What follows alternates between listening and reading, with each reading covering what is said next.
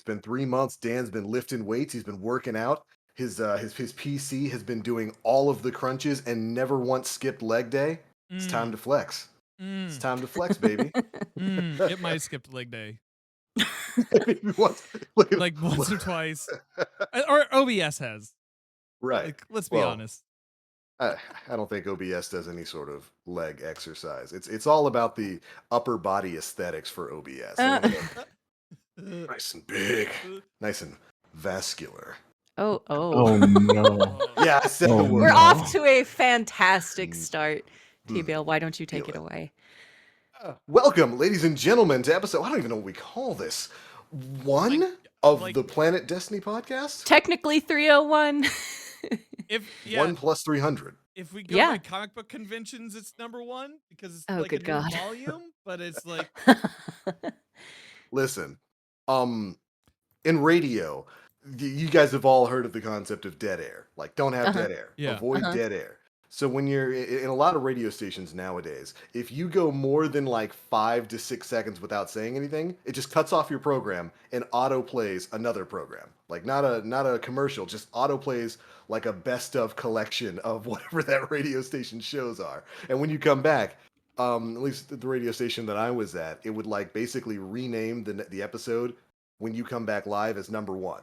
We've had a lot of radio silence for the Yeah. last 3 months, so I think coming back and just saying, yeah, no, we're back at 1+300. I think works for the podcast, at least in this instance.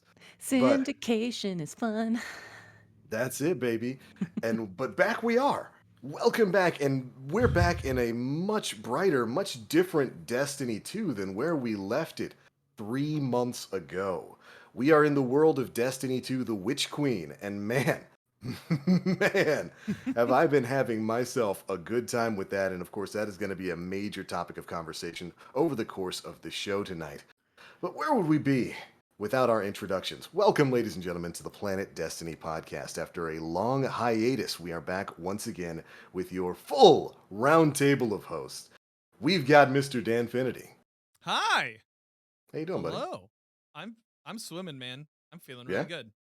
I dig it, man. I dig it. The one and only Nim Plays. What's up? We're back. Yeah, I'm digging your been a minute. background, man. 2 Oh, minutes. thanks. It's great. Yeah, great screenshot. Miss Moonvault, how you doing?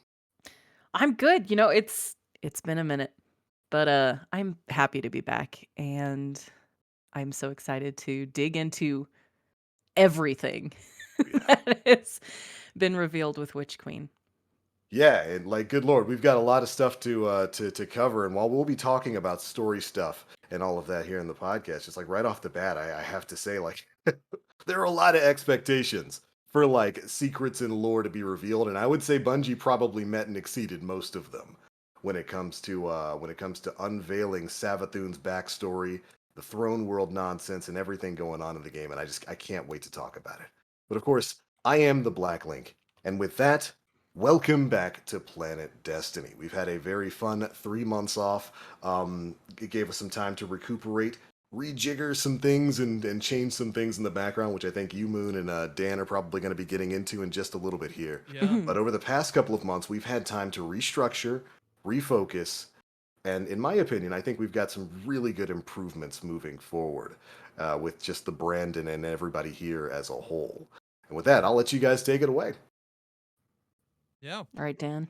Why don't you Okay. tell us about some of the mechanical stuff we have going on? Well, hey, glad to have you here. So over the past few months, we've been kind of, really over the past few years, we've been doing the podcast. We've been having a stream team. Right. And there are some things that are changing with the Planet Destiny channel overall. You can still find us, twitch.tv/planet_destiny every Sunday right here. You can also find us on Twitter at Destiny News_net. And yeah, so the main crux here is that we are going bi-monthly. We're no Yeah. longer we're trying out going bi-monthly to see how that goes. Because, sometimes I think everybody in Destiny feels it. Anybody who makes content kind of feels this occasionally. And it's 1 week like this, you Oh got yeah. a lot to talk about. You have a lot to talk about. And then the next week, maybe not so much. So it really just depends. It also allows for a little bit, of like living that life that we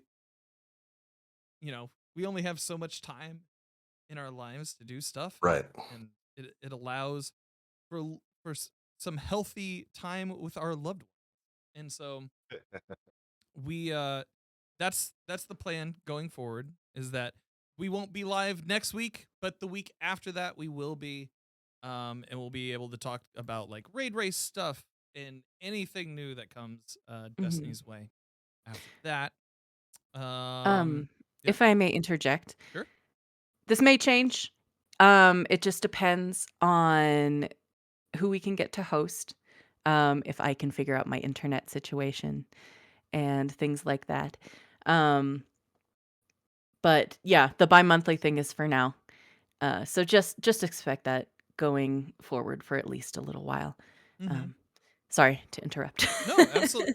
I think right now the way that it plays out, it'll make for some better shows, some better Mhm. conversations surrounding the game, and some healthier attitudes, maybe from me at least, when it comes to time management. I Um. mean, we all have a lot Oh going yeah. on, right? Like Oh that's yeah. the thing No. between work and content and actually just enjoying the video game that all of our content is based around. Yeah. Um. Yeah, a lot has happened in the past few months. Leading up to all this, we've all had life changes and so forth. So for the Mhm. time being, this is the change that we have to try to make this show better overall. Yeah, well said. Yeah. Absolutely. Um, yeah, a couple other things I'd like to add. First off, just some ways the show itself is going to be changing. You can see here that um, Dan has implemented a different a different sort of screen setup situation. Um, we're going to be attempting to include some higher production things on that end. Also, next episode, I am going to have a pre-roll of a community arts slideshow. Right. And I would like to do that every show that we do, just as a way to kind of connect with some of the artists in our community, Mhm. because they make up a large part of it, and I would love to showcase that. So that might be kind of a pre-roll thing. Um, but yeah, other than that, everything is the same old flavor, right? Yeah. Yeah, It's still except us. we're in kind of a wild new world with Yeah. the Witch Queen, with everything that's changed, everything that's been added in. There's going to be a lot of stuff to talk about, and I'm sure everybody here is going to have a lot of different opinions on Oh it. yes. Mm-hmm. So many. So many. But Um, as for the podcast, I think moving to, what is it? By what are we calling it? By what? Bi-monthly. So By it's like, monthly, unless there's some real big earth-shattering news to drop. yeah, I mean, like if a whisper mission drops, we could probably do like something special there. Yeah. But like, right. Right, right, But right. yeah, that's certainly, I think, more helpful for the game, and certainly more helpful for us when it comes to everybody's work schedule. Because Lord knows, behind the scenes stuff here for the audience, it's kind of hard to get everybody together every It single is. week with different work schedules. We're in different time zones. Mhm. Sometimes Yeah. we have guests who are across the pond, across the world, and so moving to a more segmented sort of weekly show. I Mm-hmm. think I think is a better opportunity for us to kind of fit it into our daily lives. Lord knows, Well last three said. months I've been busy. I have been Me too. very busy. Yes. Like Ain't nobody even got time for for that. yeah, literally nobody does. And even for myself, who I'm like 100% freelance, and this is a large part of like my job, I don't even have um like the bandwidth to do this Mm-hmm. Yeah. all the time, every day, so it'll work out better for all of us. And it will allow us to bring a more nuanced, interesting conversation surrounding Destiny too. Um, Yeah. but yeah, But I right, think. that I think that's a good way to cap that off for some of the big changes that are going to be coming here to Mhm. the Planet Destiny brand, as it were. But it has been 3 months. What have you guys been doing? Oh boy. Um, Scrambling to Yeah, prepare for Witch Queen. I feel like a squirrel who has been like hoarding resources over the over the winter. And now, in all of this waiting, and I'm sure the community feels this too, that oh we've yeah, we've had all of these huge changes and revelations to Witch Queen. We're all just kind of trying to process it now. Um, yeah, absolutely. I I know know. Dan has made some really big changes in his life. Man, life's been Yeah, crazy. It's been a lot of fun. Uh, yeah, just over the past few months, like my community raised over $5,000 for Second Helpings, which is a food rescue charity based out of my hometown of Indianapolis, Indiana. People are right probably on. tired of hearing me say that over and over again, but Never. they're Never, a wonderful cause. literally never. Yeah, they're a wonderful cause, and so we were able to do that, and then from that, just it felt like there's been a lot of momentum behind like the content channel, that so we're I submitted my first partner application on Twitch. It got denied, but I think most of them do unless you like Yeah, a Logan Paul or something like that. And It's I'm a not a rite of Logan Paul. passage. Yeah. he's a So wrestler now. he's a wrestler now. And so but I should be able to apply actually this coming Tuesday for the Yeah, second application. And we've been keeping the numbers up and just very excited. Very excited. Got featured on as a community focus by Bungie, and that was awesome. And yeah, that's pretty much it. Man's been busy. he's been busy. I've been running. On that grind, as the kids say. Yeah, Yeah. What about you, Nim? Dude, honestly, ever since I relocated to Texas, it's just been working. Yeah. yeah. Just all I do is just work. Nothing, like, unfortunately, nothing too excited exciting on my part. Just working and getting a little bit more consistent Twitch stream.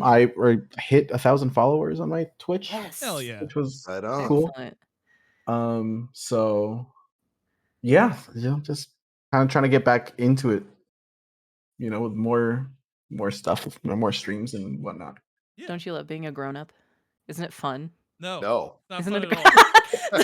the universal no, beautiful. Yeah, literally everyone listening, everyone watching, simultaneously, we all had this one spirit moment where we all said, "No, Ew. Run. What about you, Gross, I hate it. TBL?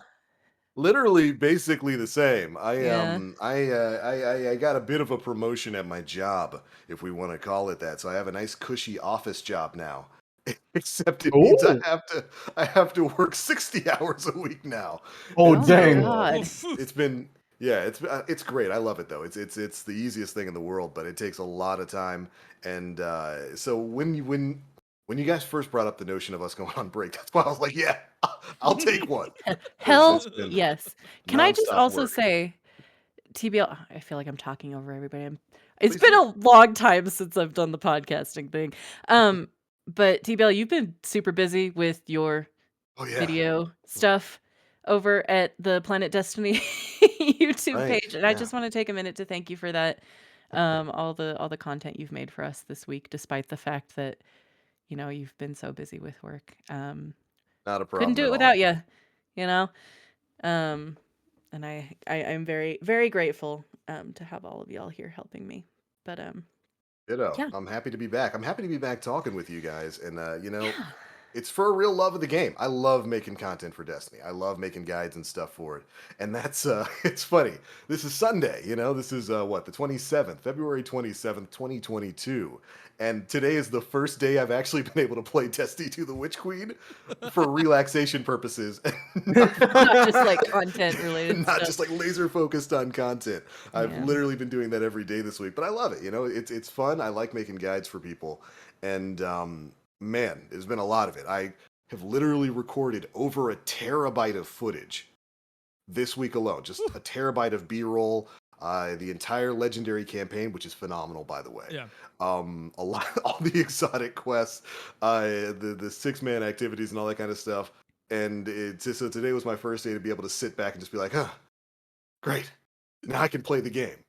And it's a good thing it's good, because Yeah. good lord, the It Destiny is. 2 the Witch Queen, it's getting thumbs up from me thus far. I have Yeah. had a fantastic time making my way through it, and I'm really interested in hearing how you guys feel about it as a whole. Oh yeah. Fun. So many thoughts. Yeah. So I think we should preface this a bit Mhm. by saying we are going to be discussing spoilers. Yes, please just be aware. Yeah. Don't happen. When I say them, I'm going to try to be like, all right, you got like 5 seconds. Yeah. But No, this is the universal spoiler warning that we will be talking about events in the campaign. So if you haven't gone through the story, this is your warning. yeah, Yep. this is your opportunity to know that we're going to spoil stuff. And there's going to be one coming in 5, 4, 3, 2, 1. Glaives are real fucking fun. Oh, yes, They they are. are. Yeah. Yes, they are. I can't wait until we get more of them in Oh, game yeah. and maybe an exotic one at some point. Oh, Um, they're coming. We are getting yeah. exotic ones for all of the main classes, and glaives are not only fun, they're broken. There's an artifact mod right now that makes it so that glaives suppress, and when you have like unrelenting on your glaive, you just have infinite health and infinite suppress. Nothing can hurt you. Like no bosses, no enemies, nothing can touch you. It's a little silly. Maybe this podcast was a mistake. Maybe we should take this back. Yeah. Because saying it's broken definitely isn't helping my cause any. Yeah. Rest in peace. No, but I think they're an interesting new weapon class. Kind of mixing the melee viability and damage of swords with like a gun on your sword and Mhm. also a shield, like like a ruinous ruinous effigy sort of overshield that you get with it. They're an interesting weapon class, and I'm glad that Bungie basically gives you access to crafting one very early in Witch Queen's story, so that Oh, you yeah. can kind of get a handle on it. And running through the legendary campaign, I did the whole thing solo, Mhm. and would recommend it for the challenge. Anybody out there, I would definitely recommend giving the campaign a shot. Legendary. Also, It the emblem starts. is dope. Yes. The emblem's awesome, and like getting that 1520 gear is absolutely clutch at Mhm. the end of it for giving you a head start on your powerful grind up to 1550. But for anybody who's concerned about being able to complete it, it starts at 1350, which is the new base power for absolutely everyone. Believe me, it is tough. You're going to have to play your life. You can't just go Hambo Rambo through every mission, but you can absolutely get it done, and it is well worth the effort to do so. I would absolutely recommend you do. But during a few of them early missions, that glaive, I Yeah. had to crutch on that thing quite a bit in like a few of the earlier missions there. It's pretty powerful, and definitely kept me alive a bit. Yeah, having a first person blade is something I don't think I've personally experienced in many games before. So that's been really, really interesting to play with. Yeah. And just adds that like to crawl on top of you like thralls. Oh yeah. Man, oh, it feels so So nice. yeah, so glaives are really fun. I'm glad that they give you one super early. I'm Right. glad that you're able to use it. That basically everyone gets it, right? Since it shows up in the second campaign, right? Or a second I do mission of the believe campaign. so. Um, that's super dope. I'm glad everybody's able to get one. I found that if you block, and then do the action to stab, It doesn't do the full animation; it just stabs over and over and over Yeah, again. It's real fun. It's so good. Got to try that out. I had not heard about that. Yeah. Yeah. Also, that hand motion is Actually- fucking great on YouTube. Anyways,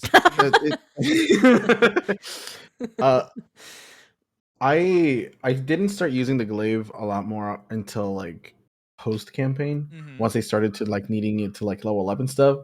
So I Yeah. was like super lost as to like how it worked. I'm like, I was trying to take it through one of the missions like afterwards, and I'm like, why won't it shield me? Like, what's going on? I didn't understand that you had to like shoot an enemy first in order to charge the thing in order for it to like shield you. I'm like, That's oh, where the shield comes from. okay. Yeah, I was not aware, but it's super fun. Right. There's a little bit of depth there, whereas I think one of the complaints we saw from people, or rather concerns, I guess I'll say to be fair, with that, oh well, we're getting these glaives, but how are they going to differ from swords? It's got a guard, it's got a melee. Okay, so we can shoot a little bit, but we have swords that can do that too. And that's kind of some of the deeper gameplay there. The glaive, you charge up that shield by using the actual gun portion of it Mhm. to kind of destroy and siphon that energy from enemies, and then you can use it. And it's a pretty potent shield. It'll keep you alive through quite a bit out there. And like Dan said, you can kind of turtle with it, like a Praetorian guard. Just shield up, Bang, poke. bang, bang. There, I'll take the bad GIF award away from you, Dan. There, so you're safe on Thank YouTube. you. I'll take it all day. Thank you so much. Make GIFs of me, please. Make me Clip it. famous, baby. But I Oh, like man. it. As a new weapon type, I think it's interesting, and I can't wait until we get the exotic ones, because those are going to be where we have those crazy abilities, like the Hunter one basically has a Trinity Ghoul style arc bolt that Mhm. it shoots out. The Titan one being able to create safety bubbles, just like drop a bubble and step into my office with a glaive. It's Yeah. really cool stuff there, and I can't wait to get my hands on it. Do we know when those are dropping? I'd say probably with the raid. That's Okay. probably going to be something that drops alongside the story or something next week. Just Gotcha. if I were to Excellent. guess. Yeah. Okay. If you were a betting man, that's If how I you were a bet. betting man, I'd say that it's going to be because Bungie's doing the thing where they kind of they sequentially put out story elements here. We saw a bit of that with the seasonal story quest, Mhm. which rewards you with a fantastic exotic in the Dead Messenger. By the way, that grenade launcher is, I think, kind of going under the radar because Osteostriga is so good right Mhm. now. But Dead Messenger is phenomenal, and it's going to be a staple of Grandmaster content moving forward. But with that quest, you reach a certain point, and then it basically tells you can't do any more right now. You're gonna have to wait till next week. I get the feeling it's gonna be like that with the glaives. Eventually, we're gonna unlock them at the Enclave, probably along with the raid or something. If we have some sort of story thing that goes on after the raid is completed. Did everybody here do the campaign on Legendary, or did we Yes. all run, or did we run different? I ran normal because I was Mhm. doing all of it solo, and I wanted to get through it so that I could be caught up with Yeah. Mhm. everybody else. Yeah. Right now I am with two of my other friends working on the legendary with or on my Titan, I guess I should say. But yeah. Yeah. I started it legendary solo, and like on the second mission, I had a friend that I hadn't played with in a while, and I'm like, "Hey, are you doing it like regular or legendary?" And they're like, "Well, they're running legendary as well." So I'm like, "All right, let's can do this." And Do it. we knocked out the legendary like literally on like that just one whole session. It took us Yeah. like almost all day to go through the entire thing because Yeah. it's challenging. You can't just go out there balls to the wall and uh Not unless expect you to want your win. balls hung on the wall. Yeah, right, That's what exactly. it'll do to you.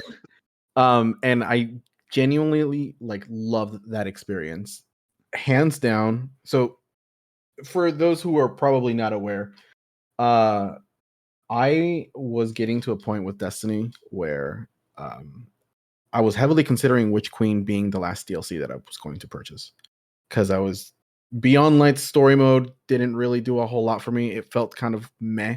I agree with that.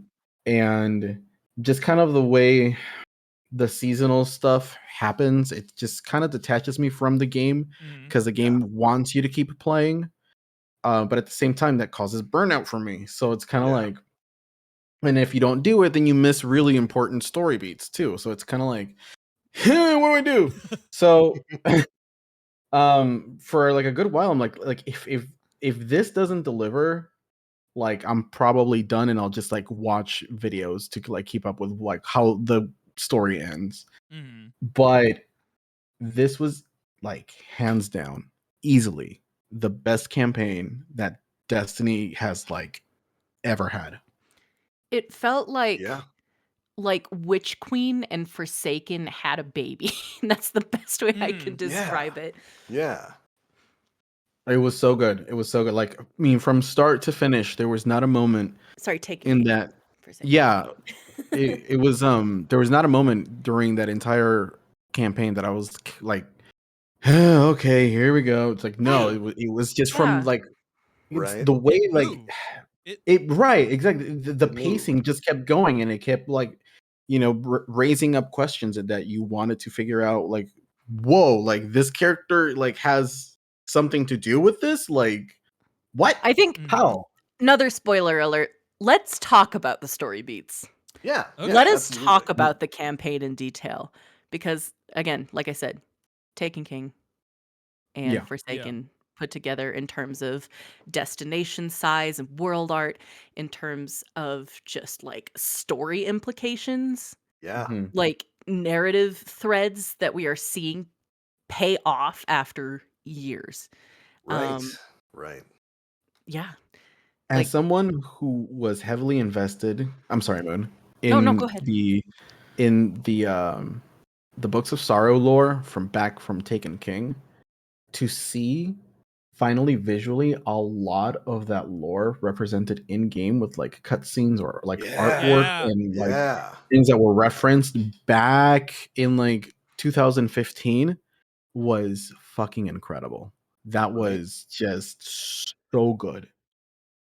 Things The like actually showing like Fundament and The fundament. Yep. Right. Indeed. before Savathun was Savathun when she was Sathona and That's like the right. worm gods and like all of that. Oh Mhm. my god, it was so good. By the way, confirming the lie that the Book of Sorrows was filled with lies. No, it was accurate. The lie was at the beginning in terms of Mhm. story there with the It, motivation for yeah. Sathona Mhm. dragging her sisters into the deep. It turns out they were lied to, which Yeah. is Mhm. it's such a Deceive the simple deceiver. yeah, it's such a simple story element, but your moon. What you just said, the irony of that narrative Uh-huh. there. Savathun, the Witch Queen, the Queen of Deception and Lies, became the monster that she is because she got lied to when Yeah. she was an innocent Entire shrimp princess. planets being God, completely eradicated based on one a little lie. lie. Like, Mhm. and remember, because the Hive have been this way for like millions of years. They've Yeah. been going around and doing this. All of that time because one lie was told because a dude with so many ideas he can't keep them in his head, we'll talk about that later, Well, came and said, hey, you see that ball in the sky, it's evil, go into the ocean and eat some worms. there's gonna be a god wave. Yeah, Yeah. get out of Yeah, that, like avoid that. and to like the whole concept of the traveler was about to choose the krill Was Right. gonna and choose the Hive. give them powers anyway and then the witness was just like hey no we got the good down here come on down Hey come on man, down Yeah. Can we talk about the last scene in the last cutscene? yeah, Absolutely. Yeah. loved it I cannot articulate just how blown away I was by that. yeah, The art was obviously stunning, but this entity, like I have never been so creeped out Yeah. by anything we've ever been shown in Destiny, maybe since like, the replication chamber fight in Rise of Iron, oh but yeah, that Mhm. was good. but like seeing this direct adversary to the traveler, to the light, turn around and look you in the eye and say, like annihilation is on Now its it's Yeah. way. There's no yeah. escape. Just absolutely floored by that. And like I said on Twitter, just bravo to Bungie for having the balls to come forth with something like that because the Mhm. gravity of it is something we've never seen And I in this think game before. one of the cool things about that too is that he, and pun intended, he looks so alien, or it looks Yeah. so Yeah. alien compared to like the rest of like what we've seen Right. in Destiny, right? Like Right. he just his form, like the way it moves and like the features, it just So insane. foreign It to the changes- universe that it- we've seen so far. It fundamentally changes the visual vocabulary of what we have in Destiny. Mm-hmm. Yes. Right. The- Especially what we consider as enemies. Yeah, exactly. And Yeah. so the just the entire vibe that he gave off, where it's just like, see the shadows. It's almost like he's a formless one, right? But the way that they Yeah. animate him, it's like he's just like, he's got like a lag almost. And- Yeah. and- Just like this extra temporal like being that Yeah. like isn't constrained by everything that every other physical creature in the universe is.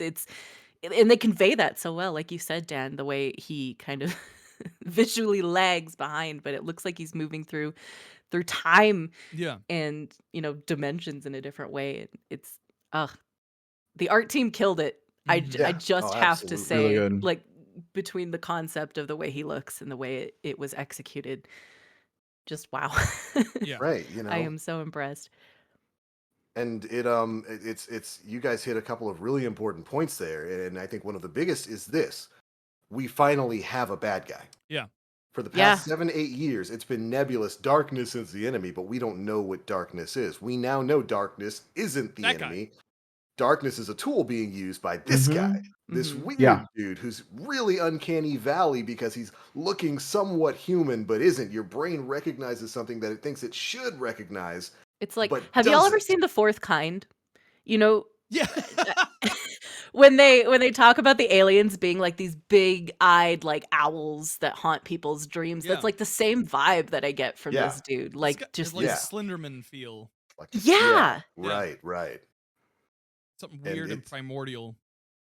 Exactly. I think primordial is a great word to use.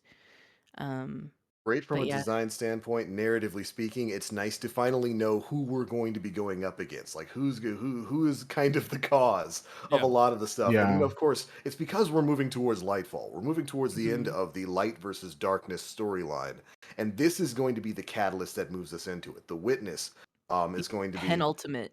yeah, it's going to be the catalyst of change for where this story and where this franchise is going to be going beyond the story that we have right now. And I think Bungie introduced it in a phenomenal way here.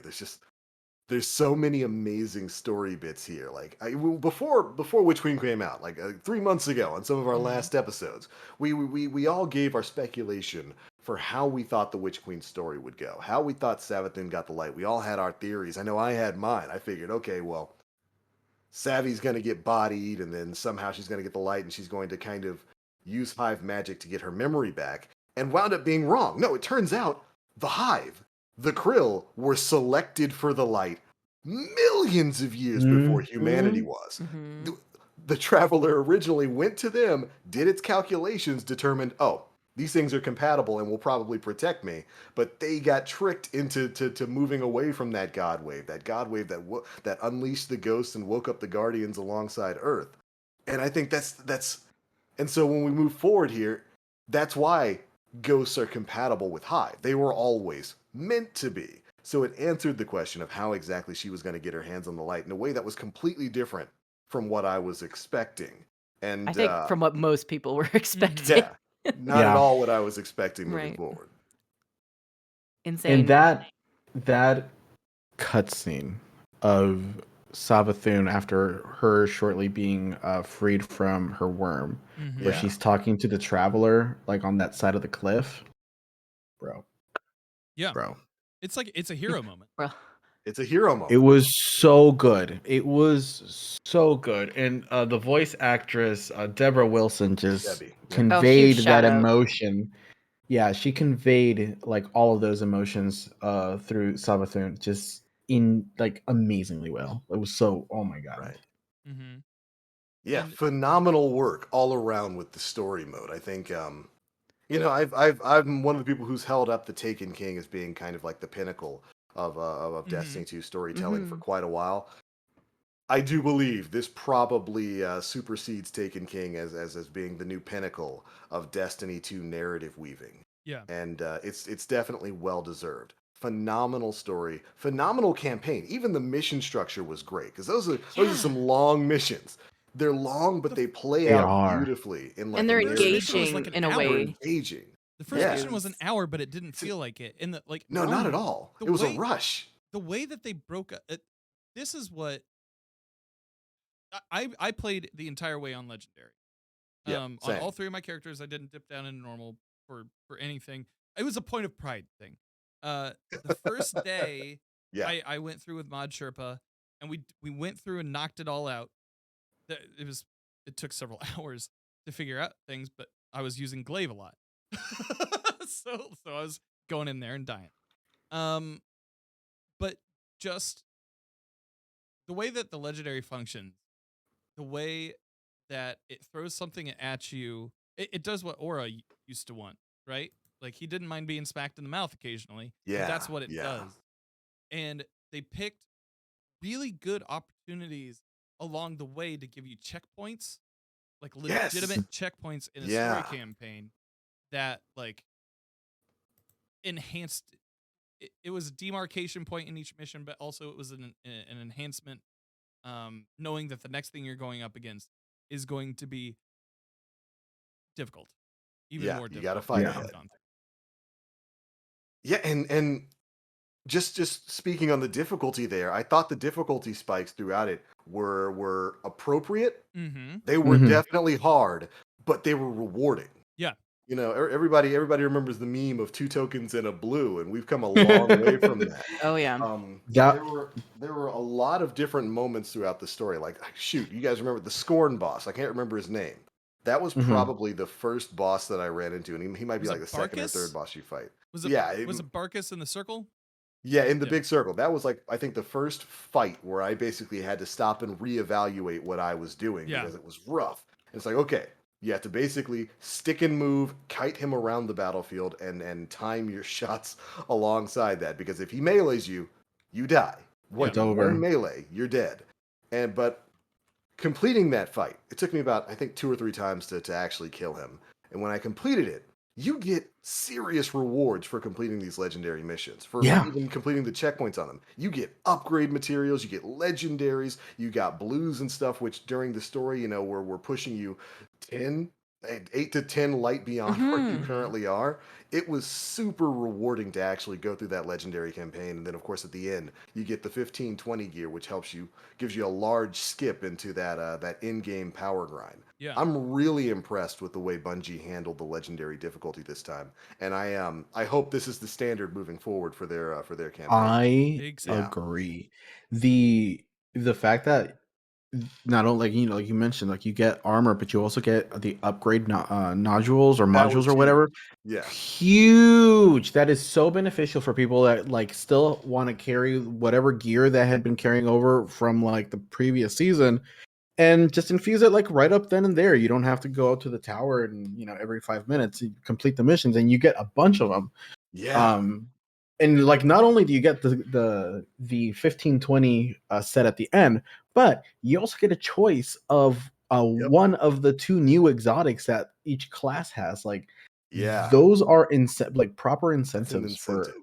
like to run this this campaign. And honestly, like I wouldn't have wanted to run it on the normal mode because I wanted to wanted to make this feel challenging, and that is absolutely what it was. It was a great campaign with a great story, proper rewards, and incentivizing you to complete it all the way through at the very end. Like that, fantastic. Yeah, 100% agreed. Like before Witch Queen, I didn't know that the cap on upgrade materials was 25. I found that out with Witch Queen because completing the legendary campaign gives you so much of it. And you said something there, Nim, that's absolutely pivotal for some of the players out there who maybe aren't quite like, the streamers and the content creators kind of like us, who have thousands of every material in the game. For people who maybe haven't played for a while or are just starting the game, they don't have those upgrade mats, but they might have an armor set that they want to keep up to date. Previously, Mhm. in previous expansions and in campaigns and whatnot, they had to pick and choose and kind of go through a pretty significant struggle to stay up to date Yeah. with the armor that they wanted to play with. Not if you run the legendary campaign. No. You're getting plenty of upgrade mats to basically get all of your gear up to whatever your current light is. And I really appreciate that from Bungie. This, See, and that, go ahead. no, I'm sorry. Go on. Finish your thought. I was just going to agree with someone in chat who said they had a harder difficulty for campaigns in D1 too. Yes, they did, and it was always something that I was sad that they got rid of. I think them bringing it back with the legendary campaign here was the right step to take, and it should absolutely be the standard moving forward. Yeah. Oh, for sure. And see, and I fall under the camp where I don't really grind out materials. Like, Yeah. Mhm. I don't really run Nightfalls, or at least I haven't run like Nightfalls in a really, really long time. So I pretty much went in this with, very little to few materials to carry my gear over, but the reward system with each mission giving you like the double drops, like, helped with that. Yeah. So it was something that, someone like myself who didn't really put in a whole lot of time in grinding materials, like that, this rewarded it. It was great. Yeah. No, 100% agree. I I think good all around. Yeah, I spent a lot of time preparing for Witch Queen. Like I was constantly on Destiny recipes, going through trying to make sure that I had a good like score overall for like the preseasonal stuff. For those of you who do not know, DestinyRecipes.com is a Yeah. wonderful tool if you're ever trying to prepare for like going into a preseason, or if they just added like a power level progress bar system, much like Destiny power bars. They got loot companions, a vault cleaner that isn't just like some algorithm. It is based on what people from the community, like Mercules Right. and folks, Right. go through, and pick perks and so forth. It's a really awesome tool, and I've been using it almost every day. But I constantly was trying to make sure that I had all my materials going in, and I've been infusing so much, my friends. I am Same. glad that I did that, because I am buying upgrade modules. I am Yep. going through. I have to go through and get Glimmer occasionally because Well, and now that Raul has all of the functionality that Spider did it's before the so Tangle Sword went amazing. away, it's so Yeah. nice. Yeah. Do you know So how much. many legendary shards I have? Like, I can just have Glimmer whenever I wanted it Yeah. at the moment, and it's phenomenal. But like, just overall, the changes that they made to reward people who maybe didn't prepare as much, but also those who did prepare, is it feels really even. It doesn't feel like Mhm. one hand got given more. It doesn't feel like um anybody's left out really. Yeah. If you wanted to play this, you are rewarded for playing it time and time again. Right. Unless you go into Gambit, and that's other. Yeah, big ups to the people working on economy and Mhm. pursuits at Bungie, because right now it just hands down feels the best that it ever has. So Mhm. yeah. Yeah. It's resource gathering is a lot easier than it's been in previous things, except for in one instance, and that's weapon crafting. I think there's some improvements that could be made to some of the resource management there, Right. but we can cover that when I guess we get to it. Do we have any other thoughts on the campaign or anything? I love the ending, by the way. The final fight Yeah. was great. I loved that Oh yeah. it goes deeper than just the whole good versus evil, because Savathun is doing what she considers to be good as well. Yeah. It's all done out of a desire to protect the traveler.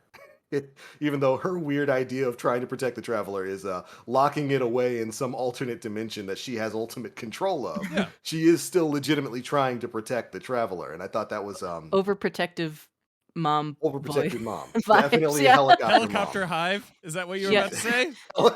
Something like that. I want to also, though, just talk again about the world art for the Yeah. Oh destination yeah.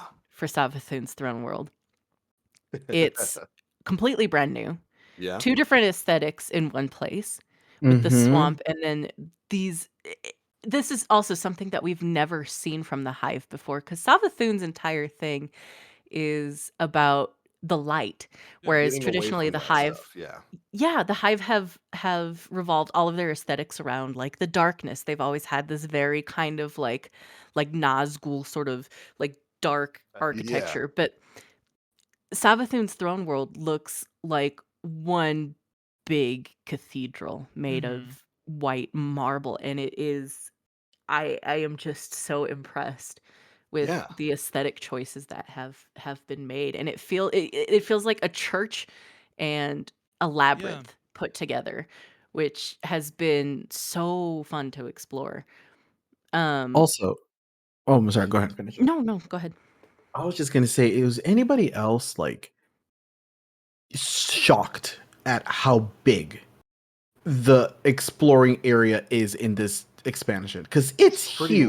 Yeah, large. this It's is pretty that's why darn I Yeah. compare it large. to Forsaken because it has like that expansiveness that the Dreaming City had. Mm-hmm. Yeah. And it has all Yeah. of these Yeah. secrets and there's like things to find and unlock and Like search all of for. these all of these hidden temples like underneath the Yeah. It has ground. depth. Right. Mhm. Dude, it is insane. Like I was as I was like going through it with my friend, I'm like realizing just how big this like area really is, and it was just like I was not ready for this new patrol to be as huge as it is. Yeah. It's so good. It's much larger than what I was expecting, and like when you really get down into the depths and the caverns of it, it goes on for a long, long way. It's like Yeah. Hmm. the Dreaming City and the moon. Yeah. Like with the way the moon Yeah. kind of has a small patrol zone, but it has a million different little tunnels and like expansive temples and stuff and shrines to explore. And mixed all of that together, I think Savathun's Throne World. It's a fantastic end zone. I love Yeah, exploring somebody it. just said it's like the Dreadnought. It's very much like the Yeah. Dreadnought. It's like you took I mean, 4 It's different dense. Dreadnoughts and stacked them on top of each other Yeah, and then like the It, it's light version of massive. that. Hmm. it's very Um dense. I think and is probably the yeah, best way to describe it. There's right. just so much to it. It's like a very good. pomegranate of activity. And Yeah, pairing yeah, that too, and I'm a visual artist, so a lot of the way I experience like games and stories and stuff is through the way things look. So like I hope it doesn't sound, too superficial when I talk about it. But again, the architecture in the throne world paired with the swamp, like this rotting, decaying, kind of really organic um setting is like the contrast there is so fun and Yeah. so wonderful to explore and experience and in the gradient between them when you go from like the quagmire into the fluorescent canal and stuff like that just oh chef kiss, I love Yeah, it so it's beautiful. much. um I do want to touch on a couple more story things that we can kind of move forward to like talking about weapon crafting and Mm-hmm. and some of our opinions on that. But there are so many cinematics in Oh this yeah. expansion. Yes. yeah. Yeah. I am living for it. These are characters like seeing and more spoilers by the way. I'm just going to keep saying that. Um but seeing all of these characters we've been invested in for years come together in this mission of you know like it's almost desperation because the hive have the Mhm. light. This is unprecedented. This is Right. this is really dire. And seeing Saint and Saladin and Zavala and Ikora and Eris and in Zavala's office, Anastasia was also there. Yeah. Um Yeah. Yeah, I and really wanted to just hear more about Anastasia. and Keitel and Zavala Mm-hmm. Zavala's relationship too is so interesting to me and it I am just so thrilled that we get to see this played out through all of these cinematics and all of these cutscenes, because You it lets us connect more more substantially, I think, to the narrative. agreed. Um, Have you read the lore for the Dead Messenger? Is that the one where let me see. Let me go look. I think I retweeted it. Oh, I think I read that one. I don't have the gun yet, but I think I read it online. It's where they're basically showing off Zavalish kind of showing off the dead messenger and that they're mass Yes. producing it for Guardians now, and Keitel is drooling over it. She's like, this is fucking like, awesome. I want it, and Zavalish is like kind of sheepishly. We could make you one. Empress, would you like one of these guns? And she's like, yeah, and he's like, all right. And she goes, here's the line she says is, I'd like to fire it into Zivo Arath's belly and bathe her in soul fire. And it's like, oh. And And Zavala's like, then, I think I can arrange that. yep. It's cute. It is very cute. They're so cute together. It's funny. It's great, and I love The it. I dynamic love is all of it. fantastic. The lore Mhm. has been great. So, have you guys kind of read up on some of the lore unlockables that you can get this season? Only Because a there's few. there's some stuff there, man. Why don't we talk about it, Nem? Yeah. Why don't you tell us a little bit? So, there's one in the Martian. It's from the lore book Martian Missives. The first one's kind of huge. It's a note from Osiris to us, the Oh Guardians. yeah, this one's great. Hold on, I'm gonna put this on the big screen while we're talking about it. Yeah. The TLDR, and you'll be able to see more details with Dan's screen here. Osiris. By the way, for audio listeners, please go to youtube.com, search up Planet Destiny. We'll have the live version of this podcast available very soon for you. Anyway. Osiris basically tells us, the Guardians, that he willingly gave his body to Savathun to take over.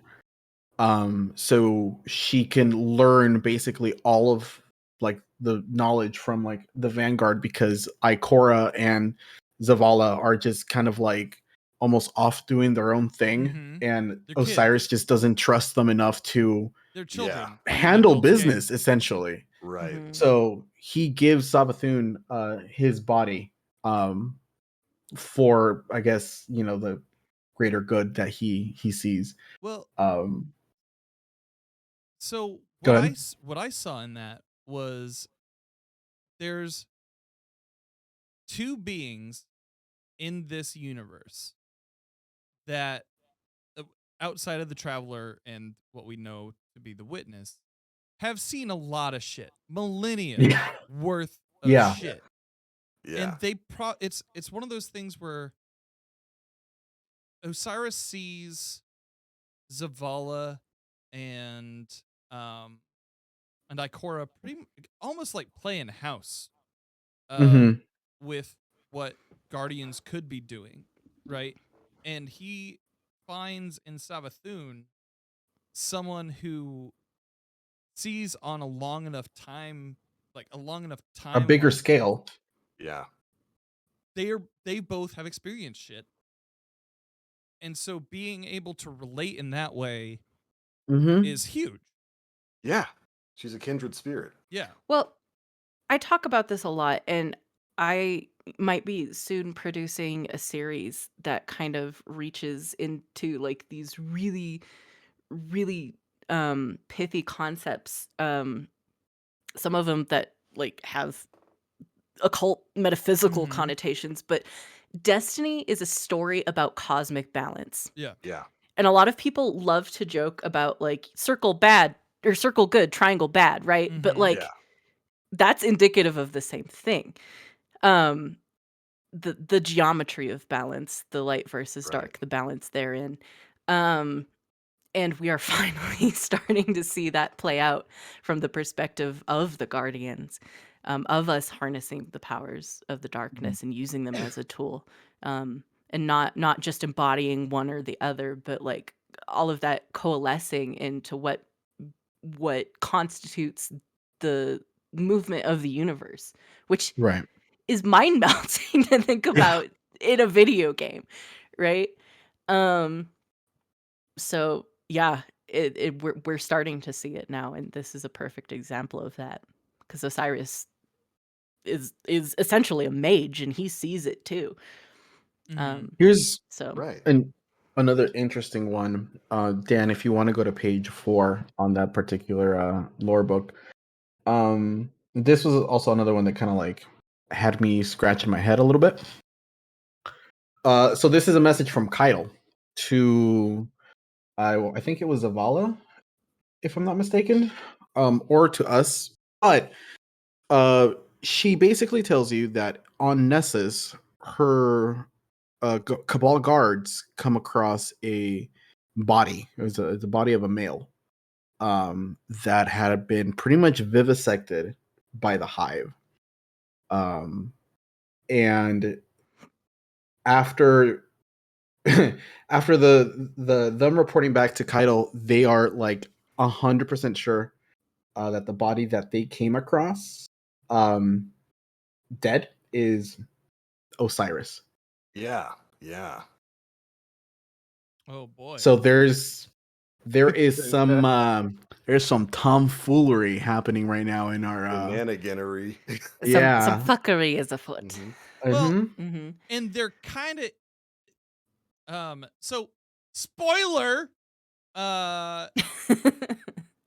when you take down Savathun in the final mission, Mhm.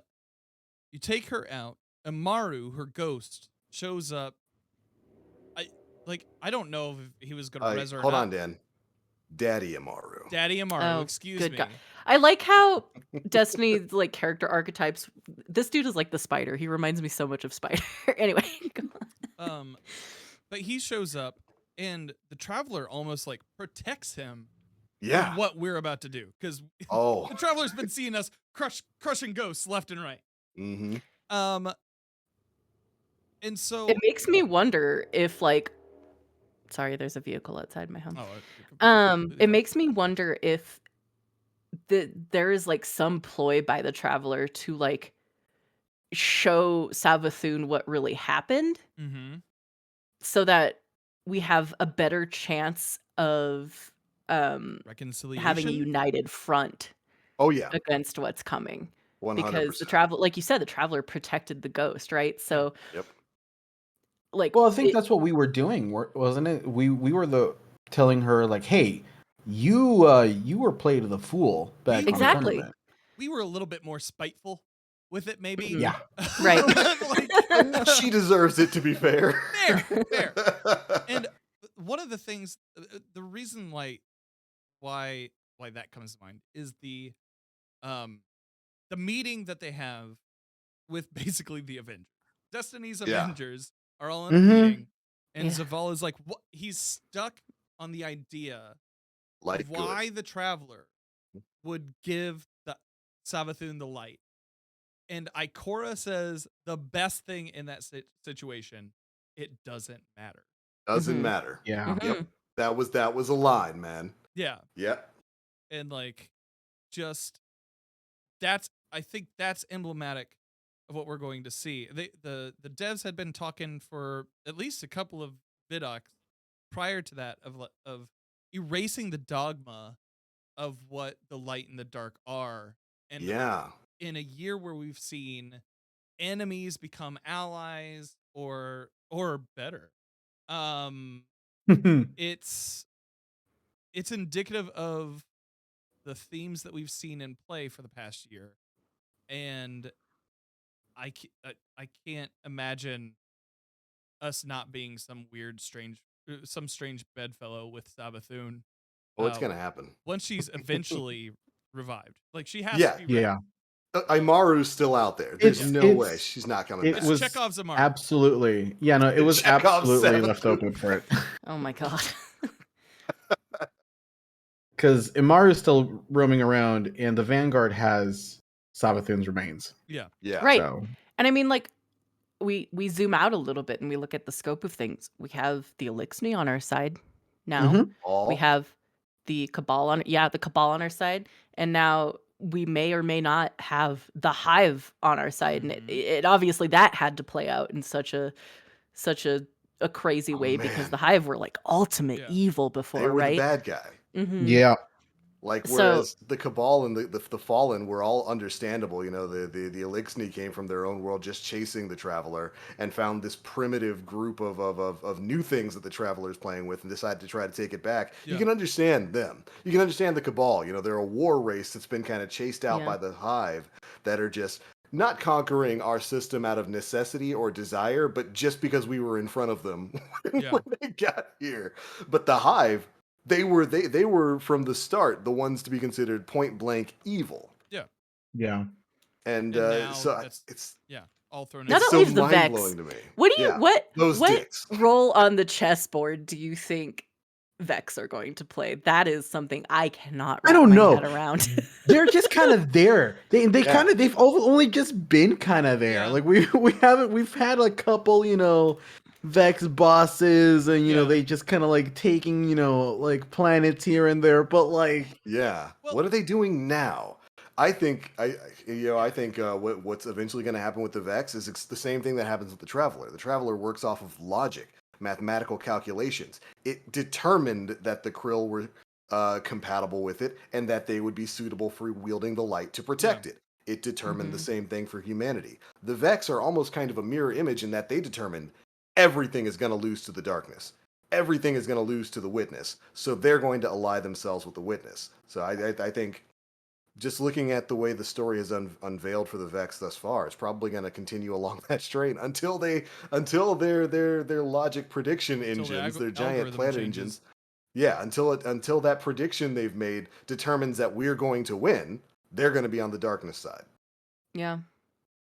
Very, which is very interesting. interesting. Yeah. It's so interesting. I love it. I love every narrative thread that has been kind of unraveled with. Culminating. Yeah, Yeah. with the Witch Queen here. It's still just the notion that the Hive, the Krill, were chosen by the light is still such a mind blowing concept for me. I love where they're going with the story here. It's good stuff. Yeah. Shall we talk about this room here that I'm in? Crafting at the Enclave. Certainly. Right. Let's I chat like about it. I like it a lot. Same.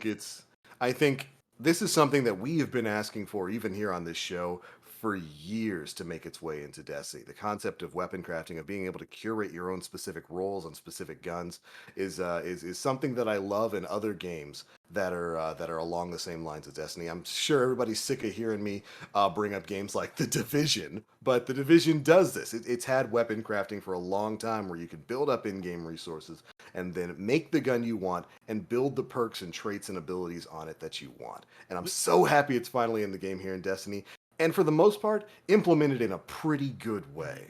I think the material system, the way this works with you basically unlocking blueprints by playing the game and all that kind of stuff, it's restrictive, but it's fair for the most part, and it's expansive enough that I like where they're going with it. I'm looking forward to seeing them expand upon it.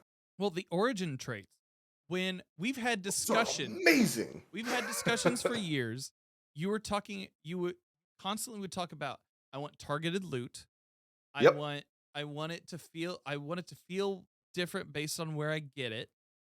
Like, you have that now. How does it feel? Yeah.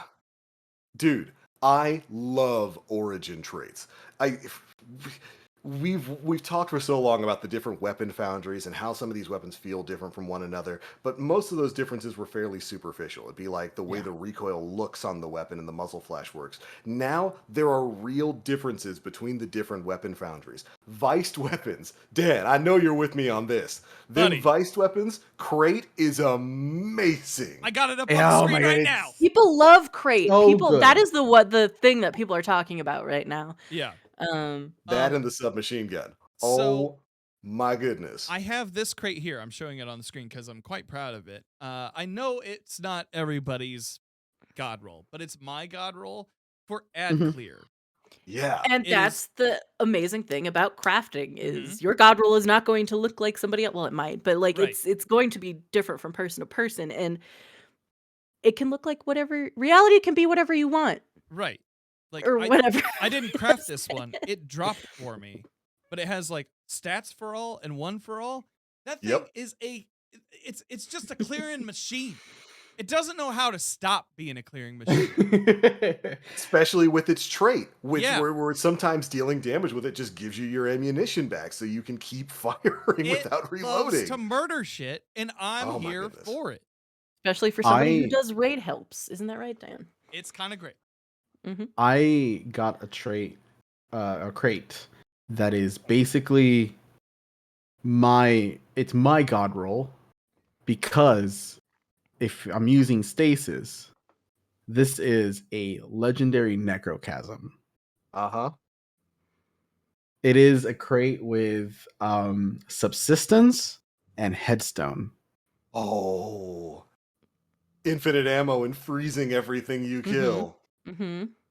It is literally a stasis legendary necrochasm, because with the recent PvE buff they did to crystals, where it increases the AoE that they do and the damage that they do, when you Yeah. pair it with like the certain fragments and aspects of stasis, oh my god, bro! Oh, it's so good. You can have Ah. legit builds in Destiny. Legit builds. It's so good. It's fucking tasty. Let me tell you that. I love that Bungie is leaning into the identity of these different weapons. These origin traits allow different weapons to function in different ways. You know, like I think Haka weapons deal more damage to vehicles and stuff like that, which is perfect for the archetype and for the weapon foundry that it is. You know, making beachhead weapons, stuff that you're going to be breaking through the front lines with. And, you know, Viced, of course, basically having its own ability to keep itself ammunition back just by getting kills. This was a great change. It's legitimately one of my favorite changes they've made with the Witch Queen, and I can't wait to see how they're going to be expanding on it moving forward. Because we've got other traits coming. We've got the raid weapons are going to have their own traits tied to them. Vanguard has its own traits tied to it. I cannot wait to see how they expand this system. Aren't the raid weapons craftable? Or are they? Maybe I'm They wrong. might be. But if we look, there might be an element tied to the raid that will allow you to craft raid weapons. The deliverance is from the raid, correct? Yes. Yes. Oh well, there it is. So yeah. There you go. Like we're gonna have craftable shit from the raid, which is going to be nutty. I never even thought about that. That's amazing. Really cool. I love this system, and everything about the weapon crafting has been great. I love that you can basically customize every facet of it. You know, they give you kind of a great explanation of it when you're going through the initial campaign and building the Enigma. I love that you can change your frames, your barrels, your sights, the traits on it, the enhanced traits that you can unlock with these things by just using the weapons out in the world. It's phenomenal. It's a phenomenal system that yes, Nem? We've talked about this like so long ago and so many times, but wasn't one of the things that we kept mentioning is how great it felt in D1 to use a weapon and have it level up the perks as you use it. And now they took that system and they expanded on it into crafting, and it is fucking incredible. I cannot tell you how much I love that they did that. I'm going to show you my level 43 Enigma here. 43? What are you doing? All I do is stabbing people. Thank all you, I do is stab. That's it. Poke. All you do is stab, no matter what. So, well, the big thing is here that this weapon, because of some traits with the artifact, it suppresses, right? And there is a specific build that I use on my hunter that allows me to go invisible anytime I kill something with suppress. Yep. I'm out here stabbing folks between the eyes, going invisible, and I just keep stabbing. Yep. It's wonderful. It's a Jason Mantzoukas daydream. Do a shiv. But yeah. I haven't gone into build crafting just yet. I love Void 3.0. Mm-hmm. Oh my goodness. Yeah, we can talk about that real quick. Real quick. I think I have so many thoughts. It's the utility behind everything and how you can customize it, how stasis is available. But now you can have all of these different things that were some exclusive to like some classes, but now are available to everybody. For example, there is a yet to be earned fragment where as a warlock, if you do a finisher, you go invisible. Yeah. And that is something that warlocks would never been able to go invisible unless you're using a specific like type of weapon, which is cool. Every class gets the same grenades, which is insane. Which That's is so really good. I know so many hunter mains who for years have just been like, we have no good grenades. We have nothing that has a lot of utility, and now you do. right. Yeah. Like, congratulations, now you do. The Mm. that I that's just part want to of my say, hunter build is like using the suppressor nades from the yes, Titan to just literally. toss it. You toss it into a group. If you're far away from something to stab, you just toss it into a group. It suppresses and kills something. You go invisible to get you close, so you can then stab and then go invisible. I love Yeah. how they gave us all suppressor grenades at the same time as they introduced the Lucent. Yeah. Oh my goodness. Oh, you can bully. You can shutting bully them those. down, and it's very Yes. funny. You can so for the non-boss or like ultras Lucent hive, if you're using stasis, you can at least with a shade binder. Oh yes. You can. And they pop their super, you can freeze them with the warlock melee. Nope, And nope. then, nope. I'm Not gonna use allowed. the This is old character's hat better than for you, us, bud. y'all. Come on. Yeah. You got to do better than that. It's But so yeah. good, man. And I want to say, like, my first thought playing through the new everything was, as somebody who is a like terminal void warlock, like I will never change about me. That is my personality. I don't know, but I feel more powerful using Nova Bomb and using Void Lock now Yes. than I have since D1. Yes. And Ever. the Void Buddy is the best thing to ever happen to me. I didn't think I was obsessed. going to be into the Child of the Old Gods aspect as much as I actually am. That little thing is so good. Little homie. It's so good. So I couldn't when I was running on my warlock. I ended up doing the campaign entirely on stasis. Yeah. On when I ran through the legendary campaign on it, I could not figure out how to get that little buddy to work. So can you explain to me, like I'm 5, what I was doing wrong? Basically, so when you cast your rift, Right. that summons the little void buddy to you, but it's not going to like attack anything. He's just chilling there until you physically shoot at a target. Okay. That's when the little void buddy is gonna be like, all right, we're fucking that guy up, let's fucking go. And he goes over there and Yeah. tethers, And it's like a baby ostensibly? tether. Okay. Yeah. Baby Yeah, tether. it's like a tether that will increase your health regen, and it does damage over time as well. And one of like the really fun things that I've like ended up doing is so for the warlocks we have a new ranged melee that not only has knockback, but it also whatever ad it hits, it makes them volatile. Right. So one of my favorite combos to do is hit them with the melee first to make them volatile, and then summon the little void buddy to have them to do the damage over time. And it is just a flurry of purple explosions everywhere, and it's so Right. good. And the ranged melee now. Oh my Or god. Hadoken, rather. It's my favorite thing.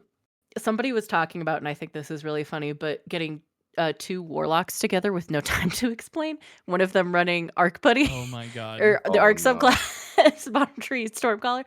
And then also running Child of the Old. I want to try it so bad. I got so many buddies. And As long as 3 you call it buddies too for many you. buddies. Uh-huh. Got a whole I want gang. all of the buddies. Got a whole gang Honestly, just running around you. Nezarec Sin has never been Yes! a more important exotic than Oh, ever. I know. And that's an exotic I've been using for years because Yeah. I love the aesthetic of it. I love what it does. I love my void secondaries like my Shariahs and all that. But hmm having all of this now, it's like I always have my fucking Yeah. ability. I've been It's so pairing it good. with Graviton Lands, and Yes. because like those exotics got like a buff, so they're a little bit Mhm. more powerful in PvE now. Oh my Yep. moon! Oh, I know. I know. I Yeah. just good. phenomenal. Mhm. Phenomenal. I am so thrilled and Phenomenal. it's just lending to the fact that I'm having a lot of fun playing. Yeah. Even just doing Right. free roam stuff. Like yesterday I spent hours doing the Throne World rank with Finch and all of Yeah. that to increase my deep sight tiers or whatever. Just running around and doing patrols, like the gameplay feels fun It's just for fun. me now. Yeah. um The Mobius quiver. mhm. Holy Holy moly. shit. It's so good. It's very good. You know, there's a lot to be said about what's going on with Void Hunters right now. If any of you have stepped into Crucible, you know what I'm talking about. Yeah. Everybody's invisible. It's an invisible party. Yeah, and with But what do you got on there, Dan? The Ophidian aspects? Orpheus The rigs. I have Orpheus Orpheus rigs, right? rigs. Orpheus So rigs. you get the third Right. pull off that quiver. It is so good. It is No, yeah. The other snake based exotic. Yeah. It's But yeah. legitimately the highest DPS in the game right now, like by a country mile. Yeah. Orpheus rig. Oh god. Yeah, that's back out the vault. And when you mix it with I can't remember the name of the artifact mod. It's on the final tree, but it gives bonus damage when you cast your void super while in critical health Devouring or under the depths. effect of devour. Yeah. Yeah. You mix it Ooh. with that, go in with the tractor cannon, you're dealing I think Error might have made a video about this earlier. It's like That makes sense. hundreds of thousands of DPS. It's legitimately the strongest thing It's in the insane. game right now for burst damage, and it's not even close. Like Golden Gun's not even close. Thunder Crash not even close. It's crazy. I cannot wait to see you mentioned Golden Gun and Mhm. Thunder Crash and all that. I cannot wait to see what they're going to do for Solar and Oh my Arc god. Yeah, rework absolutely. stuff. If this is any indication of what they have in the pipeline for the other subclasses, this game is about to be broken as fuck for probably like a year. Yeah. I'm so excited. I am And that's living for it. That's Yeah. the cool thing. Just like they've already kind of talked about the fantasies behind the other two subclasses. So with like Yeah, Arc, and that it's a Vidoc. lot of Yeah. So with like Arc, it's a lot of chaining, and with Solar, it's healing and applying burn over time. Like DOT. yeah, it's gonna be it honestly, like depending on how they work it out, it might want to make me try Dawnblade. But let's not get too crazy right now. Yeah, Let's let's just, not do Right. let's Um, not go let's just wait and see. Um, but no, like it's very exciting to see how great Void 3.0 feels, and it's the anticipation of seeing the other two subclasses Absolutely. brought up to that is insane. And we have three or four fragments that are still yeah. locked Yeah. that we haven't been able to play around with that sound absolutely busted. Like the one When are that they gives getting released? Gives They you get devour released after the raid. After the probably. raid. I'm Yeah. not sure, but there's one in there that gives you volatile rounds after doing like something like Mobius super ability. simple. Yeah, It's that one. defeating targets with grenades grants volatile rounds to your void weapon. Gonna be nonsense for That's warlocks. stupid, and Yeah. I'm salivating, just like I can't wait. But yeah, I think you're right, Dan. I think just like we got changes immediately after the raid and Beyond Light was completed. I think that's when those fragment quests will go live at Ikora probably. Yeah. They talked about them not being available. I believe they confirmed that they wouldn't be available until after the raid. Right. So Yeah. it stands to reason. Oh, by the way, for those of you circling back to the grenade conversation, for those of you who are like, but how do you get all the grenades from all the different classes? Go to Ikora. Go to Ikora. Go to Ikora. Yep. She's got like a thing. You Go get and it, you do buy that. it from her, and then you meditate Yeah. at a little thing next to her, Mhm. and it's yours, easy as that. I literally found that out by accident. I did too. Big same. I did too. Yeah, big same. I that was the first thing I did when I logged in. I just again, the Void Buddy. I was feral seeing Yeah. it. I had to have it immediately. I did it before I started playing the story. But yeah. No, it's really fun. By the way, TBL, I'm happy to be mostly wrong. In a conversation that we had a while ago, where I had explicitly said that they were going to make us work for the aspects. Oh For yeah. remember Oh my that? goodness. I'm glad. Yeah, I'm glad that I was wrong with that, and that we got Yeah. like They just unlocked almost it. everything Gave it to unlocked. you. Yeah. Mhm. That would Mhm. have been. Oh my They've goodness. they've been really smart. They've been really smart about the gimmies in this. Yeah. Mhm. Like at least for veteran players. I don't know how it is on the New Light campaign. I've heard that maybe Yeah. it might be a little bit more convoluted than Right. Yeah. like now that they've introduced Void 3.0 into this already convoluted thing. So if you don't know how to play the game, you definitely don't know how to play the game with these new Void subclasses. And so like that I've heard that that's a little bit of a stressor there. However, like they've done a really good job with the veteran players having these kind of gimmies be available just right out the gate instead Yeah. of Right. the projected okay now That was a legit fear that I'm like, there's no way we're gonna get all of this like from the get-go. They're going to make us work for it, and I am so happy that they didn't, because getting those stuff with like stasis was super not fun. right. Yeah, I'm glad we didn't have to go through that on 3 different characters. Yeah. I haven't played on So any good. of my alts yet. I do plan on playing on my Titan, going through the legendary campaign Yeah, that's with what it. I've been doing. But I've been focusing on just kind of getting my world reputation up. I finally got tier 3 of the deep sight stuff. But Time to I farm a will be chest. going through the campaign. Yeah, yep. I got a whole video ready that my friend last night took me through her route. I'm like, all right, I'm going to record this, and rank 30. Here we come. Time to farm. Yeah. Yeah. Um yeah, I don't know. Like I've just been like I've been grinding for day one. Yeah. I'm joining up with Sentinel and Mal Nightingale. And we're gonna be Nice. yeah. Love those So two. yeah, it's gonna be a great team. It's gonna be a good time. It's gonna be funny as hell. Join us, won't you? But the they'll have the big thing that I've been doing is trying to get ready just to go into the raid. Now knowing what we know, the raid's gonna be 15:30. I could Yeah. stop right now if I wanted, but I'm having a lot of fun Yep. and That's the Mhm. thing, right? yeah, Having a lot of fun playing. yeah. So the grind continues for me. I'm done with my Titan character. My Titan's the one that I'm bringing in. As it worked out, my Hunter was the second most powerful after my Titan, so I'm taking that as my second, and then Warlock third. Right. And then reversing that order in the week leading up to the raid race. But the legendary campaign took up a lot of this. It cuts so, down that grind Yeah, by a lot. absolutely. Definitely worthwhile. And we haven't even touched on any of the Season of the Risen stuff. We haven't touched on Wellspring, which is available New after the campaign's exotics. over. We haven't touched on any of the Mhm. exotics. Like I mean, Wellspring is fun.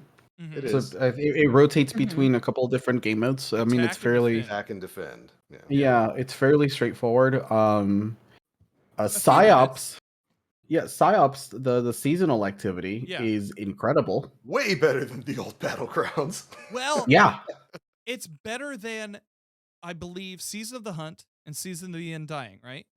Yeah. Where yeah, we absolutely. had activities that were monotonous or boring, and this it's the thing with Destiny that they did with the campaign. It fucking moves. You're constantly on the push Yeah. forward. Yeah, and I think one of the things that like also helps out that particular activity is, I mean, having the new toys Yeah. to play with in like Oh, Void yeah. 3.0 Mhm. is very fun. But I think one of the why this feels a little bit more like you're moving a little bit more, is because it's a little bit more confined while Mm. retaining a good amount of those the density with enemies, as opposed to with battlegrounds you have arenas that are much bigger and enemies are kind of Very scattered Yeah. all over the place. And this is, again, there's a little bit more condensed. The environment is a little bit smaller, so it feels a lot more action packed.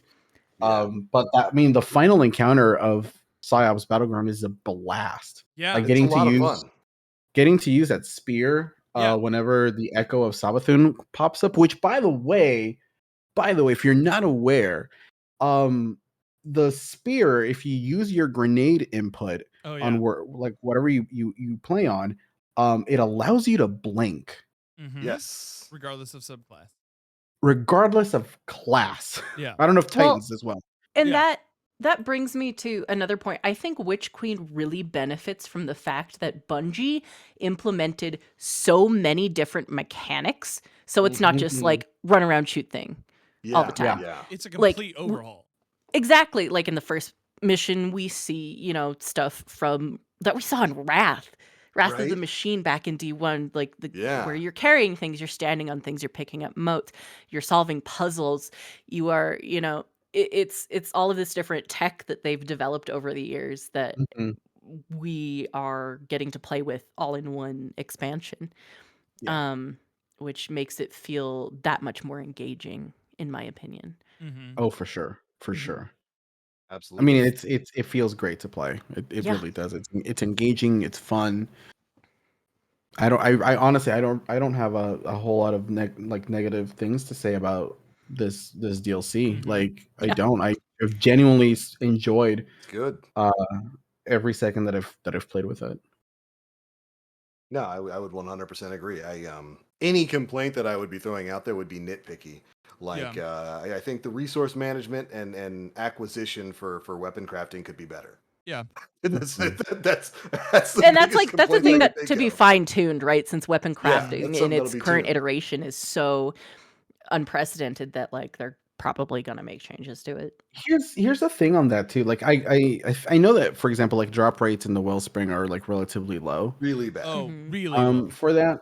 But like in the grand scheme of things, like this is content that's going to be here for a really long time. Like I Mhm. understand that the players, they want to access all of the perks and all of the weapons to craft, the stuff that they want. But we're like what, 1 week into Just Oh, one. the yeah. Not yeah, even yet. yeah, Yeah. into the expansion. So it's kind of like I get it. You're thirsty to get the guns that you want. So, but like at the same time, this is a long-term investment kind of a deal, like just kind of let it, let it be a Yeah. little bit, baby bird. It's gonna be okay. Yeah. See, Good seeing stuff. how easy the grind has been going into the raid Mhm. race, like, because I would say the grind is probably the easiest it's been on any new release. Oh Hands yeah. down. It's not hard Hands at all. down. Like, yeah, I on my hunter, if I go through, I can sit at.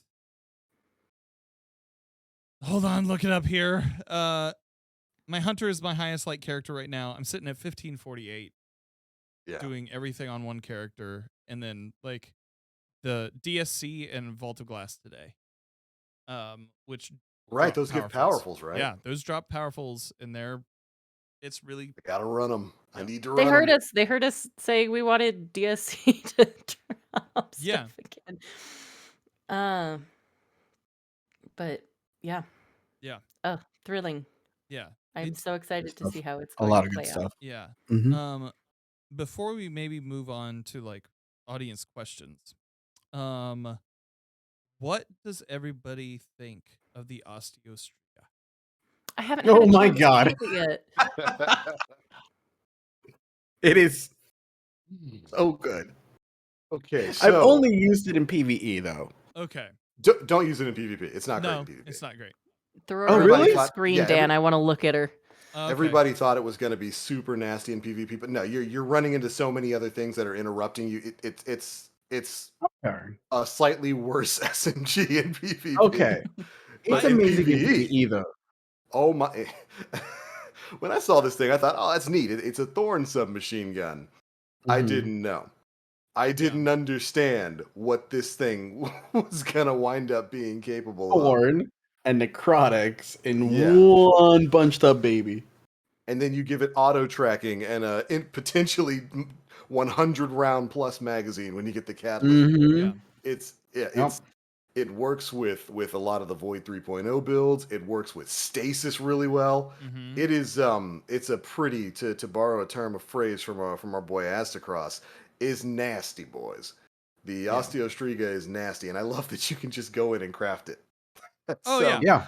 of course, it is for those who ordered the what is it, the deluxe edition of Witch Queen. That's the only people who have access to it right now. But yeah, you just literally go to the Enclave and you craft it. You just build it and it's yours, and you just take it out and get kills. And once you get it up to weapon level 10, I think is when you unlock the ability to craft the catalyst for it. If you have enough of the Ascendant alloy, which I don't know how many people actually do. It's Yeah. kind of hard to get 3 of those things. Yeah. But I love it. And It's like a you lot said, the of fun. synergy that it has with so many different builds is such a strong like point for it to lean on, right? Yeah. It's a have lot not, of fun. I haven't found my in with it. It doesn't. So when I look at weapons, I think more along the lines of like if there's not like a DPS chunk, but like a kinetic field chunk to it, right? Yeah. And this doesn't really have it for me, so it makes me less interested to use it.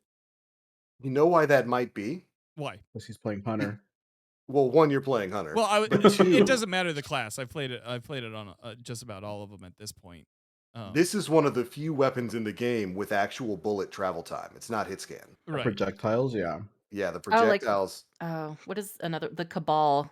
Yeah, the Skyburners. I also don't use that. Yeah, one. Yeah, it's basically a faster firing version of that. It is a non-hit scan weapon, so the Except that it's projectiles actually wood. have travel time. So it doesn't have that feeling of instantness that like kind of a lot of other weapons have. Mhm. Play a lot of Not Apex. about I'm that. used to that sort of thing. You're used to floating. Same with Battlefield. Yeah. I'm used to firing and waiting 2 seconds for a bullet to hit. So one of the really surprising things behind this this SMG that I thought was, I didn't think it was going to pair well with necrotic grips because it kind of already does the same thing that necrotics does. However, it works beautifully with necrotic grips because it gives it the continuous burst. Yes. Because if without necrotics, whenever you kill your targets with the Osteostriga, it does spread poison a little bit, but then it eventually dies down. It stops. Right. Yeah. With necrotic grips, the explosions just kind of keep going as long as the enemies keep coming along. It keeps As long building as there's up. stuff in range, they will chain that explosion. And with void blocks now having a projectile melee that you can also proc from a mile away with your necrotic grips, and you have an SMG that's just like filled with delicious hive poison. Oh my god, that combination is delicious, man. So good. It works real well. They may not give you Necrochasm back, Nem, but now you have another gorgeous little hive. You know what? I'm okay with it. The Osteostriga is cool. I have a stasis version of Necrochasm. Like, if y'all want to give it to me, I'm not going to complain. But I'm happy with what I got right now. Yeah. These toys that they've given us are just like so much fun. Yeah. I was gonna say, because Osteostriga isn't the only really interesting exotic we got this time around. The Parasite is actually surprisingly powerful as a burst DPS weapon. Yeah. What a that funny worm little explodes concept big. for a gun. Yeah. Well, it's very Borderlandsy. There's a lot of Borderlands. There's a lot of Borderlands in the soup right now. Like, I wasn't aware. Oh, go ahead. I was gonna say, I love that the worm in the gun is Rogu from American Dad. Yeah. It's who's also Zur, same voice actor. But no, I thought the worm was D. Bradley Baker. Varric. Yeah, Varix, right? Or The Varix, that's what I horse. meant. The Not horse. Zerg. I meant Varix. He plays Yeah. Klaus The horse as in well. and, Klaus. and Rogu in American Dad, and now he gets In to play the same Now he's character. a fucking worm. It's so in good. Dares. It's Yeah. great. Yeah. Mhm.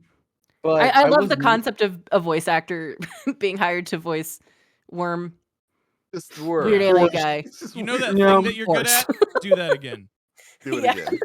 We shove him in a gun. also the fact that the worm kind of talks like Yoda is fantastic. Uh-huh. I thought that was just a great contrast. But so Parasite, Let us see Parasite. up until like I think it was like a couple nights ago, I wasn't aware that there's a damage multiplier. Yes. And so for those that don't know, like I didn't know a couple days ago, Yeah. before you actually use the Parasite, whatever like kills, it stacks up until 20 kills. Yeah. If you get at least 20 kills prior to using the Parasite, that damage multiplies with the next shot of Parasite. Blast radius too.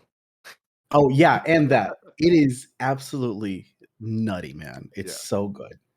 It's a really odd kind of cycle for the weapon. Because like Nem says, you have to get kills with either other abilities or other weapons before you swap to Parasite. And the more kills you get, the bigger that stat gets. And then once you fire that worm off, it's going to deal much bigger damage and have a much bigger blast radius. But even without that, the damage is really, really good. And it's hilarious because if you damage yourself with Parasite, that also gives it a damage buff. Mhm. Stacks on top of the previous one. I really like the weapon, and there is a catalyst for it in the game's files right now. We don't know what it does. If that catalyst gives this an ability similar to the Trinity Ghoul, where it's able to activate its own ability by getting kills with the weapon, Parasite my is going to God. become a top tier DPS option. Yeah. Use that worm, blow up some group of enemies, reload, Launch have that times 20. Worm. There we go. It's a game show, baby. Launch the worm. Yeah. That is it's already a fantastic DPS option. And if it gets that ability with the catalyst, I mean, fingers crossed. I have no idea Yeah. what the catalyst is going to give it, but if it gives it a Trinity Ghoul like self activation for the Worm's Hunger or whatever that move is called, it's going to be a ridiculous weapon. I Yeah. love it. It looks really good. So, in doing the raids and everything, like trying to find like decent DPS options, I have realized how spoiled we have been with fusion rifles for the past 6 Yep. months. And Oh, like, they've been good. yeah, but every time somebody brings a worm in, you just see it, like, you just see that bar go down, the Yep. same way that you would with like Cross of the Falling Star. Or like 1K with the particle decon yeah, Yeah. thing on It's- last season's artifact. Yeah. it's Whoop. real fucking good. And so I don't know, I need to get that. I've been told the missions to get it are pretty nutty, and just I'm excited for it. I'm excited for a meta change. I'm excited to Yeah. get that weapon, because there's a lot of Borderlands in the soup right now, especially like Yep. when we were going back to PsiOps. When you jettison through the tunnel in order to get into the mine, Mhm. there's Mindscape. that spirally Train thing. track that Yeah. is immediately like Krieg's or cluster or a Fuster Cluck Yeah. reminder the entire time. Borderlands. Yeah. Yeah, I they've done a good job with the exotics this time around, and I love the exotic quest. I think Dan in particular, you'll really enjoy the Parasite exotic quest. Just Yeah. the conversations with the worm are great, and Oh, I want to squish him. Also, The- what do we think about Mara? Just as a side note there. what a troll! No, What man. a troll, Ma'am? Hello, ma'am? Yeah. I'm gonna need you to Spoiler. stop, ma'am. Spoiler alert.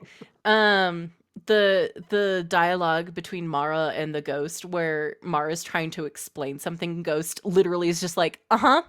Okay, then. Yeah. Mhm. sure. Yeah. Sure Like, thing. He's Me giving too, her little that sass, man. Oh my goodness! What is she up to? He is sick of her shit. Yeah. It's great. what He's a what mood, has she though. got up her sleeves? But she's But yeah. over there pulling off a Batman, apparently. Something Where is she's going on. she's got contingency plans against like everybody. Yeah. and You the worm included. like ratted her out. Yeah, that's something you'll learn on that quest, Called Dan. her. Okay. The worm straight up rats out Mara. It's great. It's so good. Deception Queen. Yeah. Or whatever he calls her. She's Yeah. like, Mhm. and she's like, stop filling the Guardian's head with lies. And he hits back, you first. Yeah. Uno reverse card her. No, I was you like, bitch. oh, No, my dude you! Rogu just hit her with the mirror force. Yeah. Yeah, It I was so love good. the quests. It's They're a great. really good quest. Yeah. That's job. great. Kill the Messenger, I thought was intense as hell. And Kill the Messenger, for those who don't know, is a part of the seasonal storyline. It's the quest to unlock the Dead Messenger exotic grenade launcher. It is hard. If you thought the legendary campaign missions were hard, Vox Obscura is the name of the quest at the end of Kill the Messenger, and it is much harder than the legendary campaign. Is it along the lines of a presage, or It's along the lines of like a Whisper of the Worm type mission. There's Okay. even a timer mechanic Awesome. that goes along with it. But I'm not going to, because you haven't done it yet, right, I Dan? have not. I just picked it up on my Hunter. I have it on my Titan. Like, I need to run it at some point. So this is the one time where I'm not going to engage in spoilers here because the mission takes Same. place in an amazing spot. Okay. Same. Yeah. Yeah, that I Yep. wasn't Yep. expecting, and it plays out really well. You're in the 1540s or 1550s or somewhere from Yeah. with Artifact Light, so you'll probably be fine running it solo. It's still going to be rough, but Yeah. like as for me, I think I ran it when I was right at 1530. That was a rough mission to go through solo. It Mhm. is. All I can say is it's hectic. You put on Sonic speed shoes and run because you're gonna need to. It's a lot going on in it, but it's a lot of fun. It's a good mission, and you get a great weapon from the end of it. Sick. Dead Messenger is it's an exotic waveform grenade launcher, which is an archetype that has been sorely underused since we Sorely got one from the missed. Sundial. Yeah, man, I Yeah. loved my grenade launcher from the Sundial, but they brought it back to us in an exotic form. It's really strong. It's fantastic for ad clear. And you can change the element on it whenever you want. Ooh. So it's fantastic Definite for selling point. grandmasters. Yeah, it's got the fundamentals so you can swap it between whatever element you want to use it for. So it's What a- perfect for any in-game content. What weapon foundry does Dead Messenger come from? Whatever Hardlight came from. So Omelon. Okay. Omlon. Okay. Yeah. Cool. Yeah. Cool. Weren't cool, most of cool. those waveform grenade launchers? I think Omelon was responsible for all the waveforms. All three that we've got. Yeah. But yeah, the exotics this time around are a lot of fun. The armor's great. The weapons are really great. I think Bungie knocked it out of the park. Yeah. For sure. Big agree. Shall we move on to questions? You know what? Or is there anything else? We had a TWAB this week. We sure Did we? did. Yeah, we had a TWAB this week. There wasn't a lot in it, but No. It was like a recap. it was a recap. Yeah. Yeah. They are raising money with Game Yes. to Give currently. Game to give. And I know the first 24 hours of that, or first 48 hours, the proceeds went to support the people of Ukraine. Yeah. Mm-hmm. So that's good on Bungie, man. They're Talk always- about filling a need. yeah. Yep. But yeah, it was very light. Yeah. And on the in video regard. version of this podcast, I will provide links in the description Sick. if you would also like to go help with that. Yes. But yeah, let's get into some questions. I'm marking 2 here Okay. on the Okay. screen. We have Austin 8 or V2 game. So now, who do we think the raid boss will be? Good question. I have to I have no recuse idea. myself. I have to recuse myself from this because I'm someone who doesn't care about spoilers and I listen to game audio files. So I can't say Oh, TVL said leaks. okay. give them to me. So I don't know. I haven't I haven't. Yeah, I haven't gone into anything of that, but we do know the name of the raid. Thanks Thou to the the Disciple. little tooltip. Yeah, the little tooltip that pops up. Okay, I'm really scared that this is going to be a Scorn raid. I'm a little worried. Oh, But at this, no. yeah, TVL's laughing real hard. At the same time, Watch his eyes. I kind of want it to be Callus. Because we know that Callus, like the Yeah. proper Yeah. Callus. Because Well, we know that he's like up in cahoots real good with like the dankness, right? So Mhm. like I And want he's to the team up with tankiest. Keitel Mhm. just to beat the shit out of her dad Right? for real this time. So it'd be cool to see him like the proper Callus. Whatever he is Um, now. right. But I don't know. I think it's gonna be a scorn raid, and I'm just Ugh. like, oh, yeah, Gonna smell real bad. Oh, it's stinky. going, yeah, real musty. Oh, I'm already sick of Screebs from the campaign, dude. I'm Oh, so I don't sick know of how many more Screebs. Screebs I can deal with. Yeah. We haven't No even radar talked about Screebs. moths, man. The moths I like the moth are mechanic. The moth they're very bombs. cool. Yeah. Little moth grenades. Yeah, the moth bombs. Oh my god, that got me killed a lot on the first yeah. couple missions. I haven't done all the I just want to talk about the moths conceptually for like a few seconds, but I haven't done any of the quest with the Lucent Moth Yeah. like collections. T-Bale, when I was cutting out the moth for that thumbnail, oh my god, they're so cute. You wanted to hug them? Yeah. Just cuddle them because they're They're cute. they're so adorable. I It's I don't know yeah. what it is, but I took so freaking cute. high-ish res picture of those and I'll send it your way. Yes. Yeah, they're adorable. I I love it. I think it's really cool that they're also like not only bombs to us, but they're also kind of like the equivalent of a blessing of the sky Yeah. for the hive. Yeah. Because Mhm. I'm not sure if you guys have noticed, but like With you the can actually overshield? hear, yeah, the overshield, and you hear the same sound effect that when you bless a teammate, whenever like Mm. a little moth flies over to an acolyte and like Yeah. they get the little Yeah. overshield. Yeah, it's really neat. It's a cool little detail.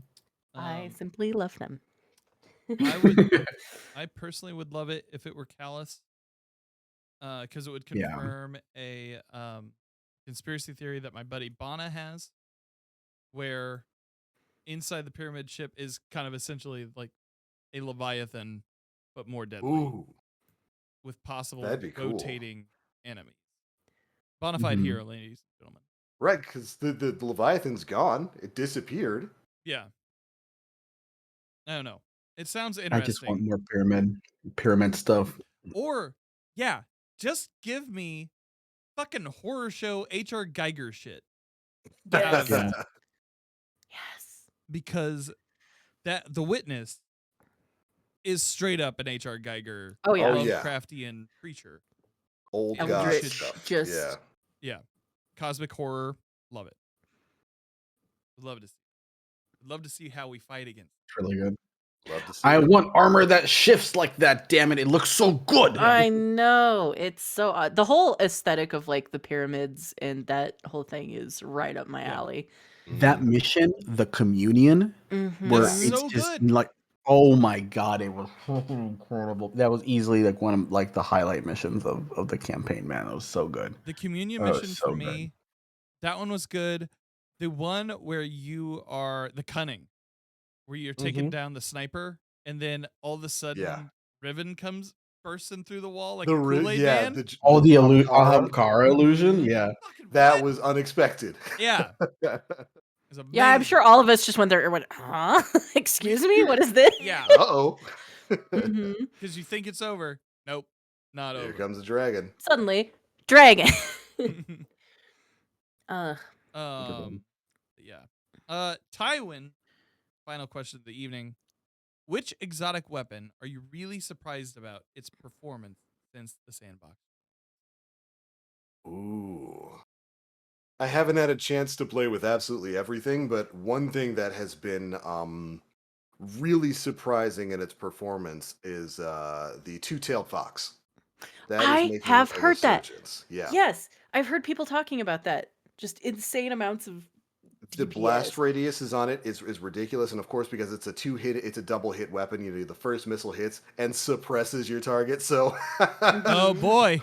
when that dick of a hive acolyte thinks he's gonna activate blade dance, it's just like one missile hits him, and it's like, where'd my knives go? It's like, get you baited, loser.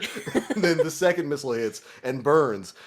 Because of the bonuses available right now, you can suppress with that void damage. You can make certain things volatile with some of the combinations here.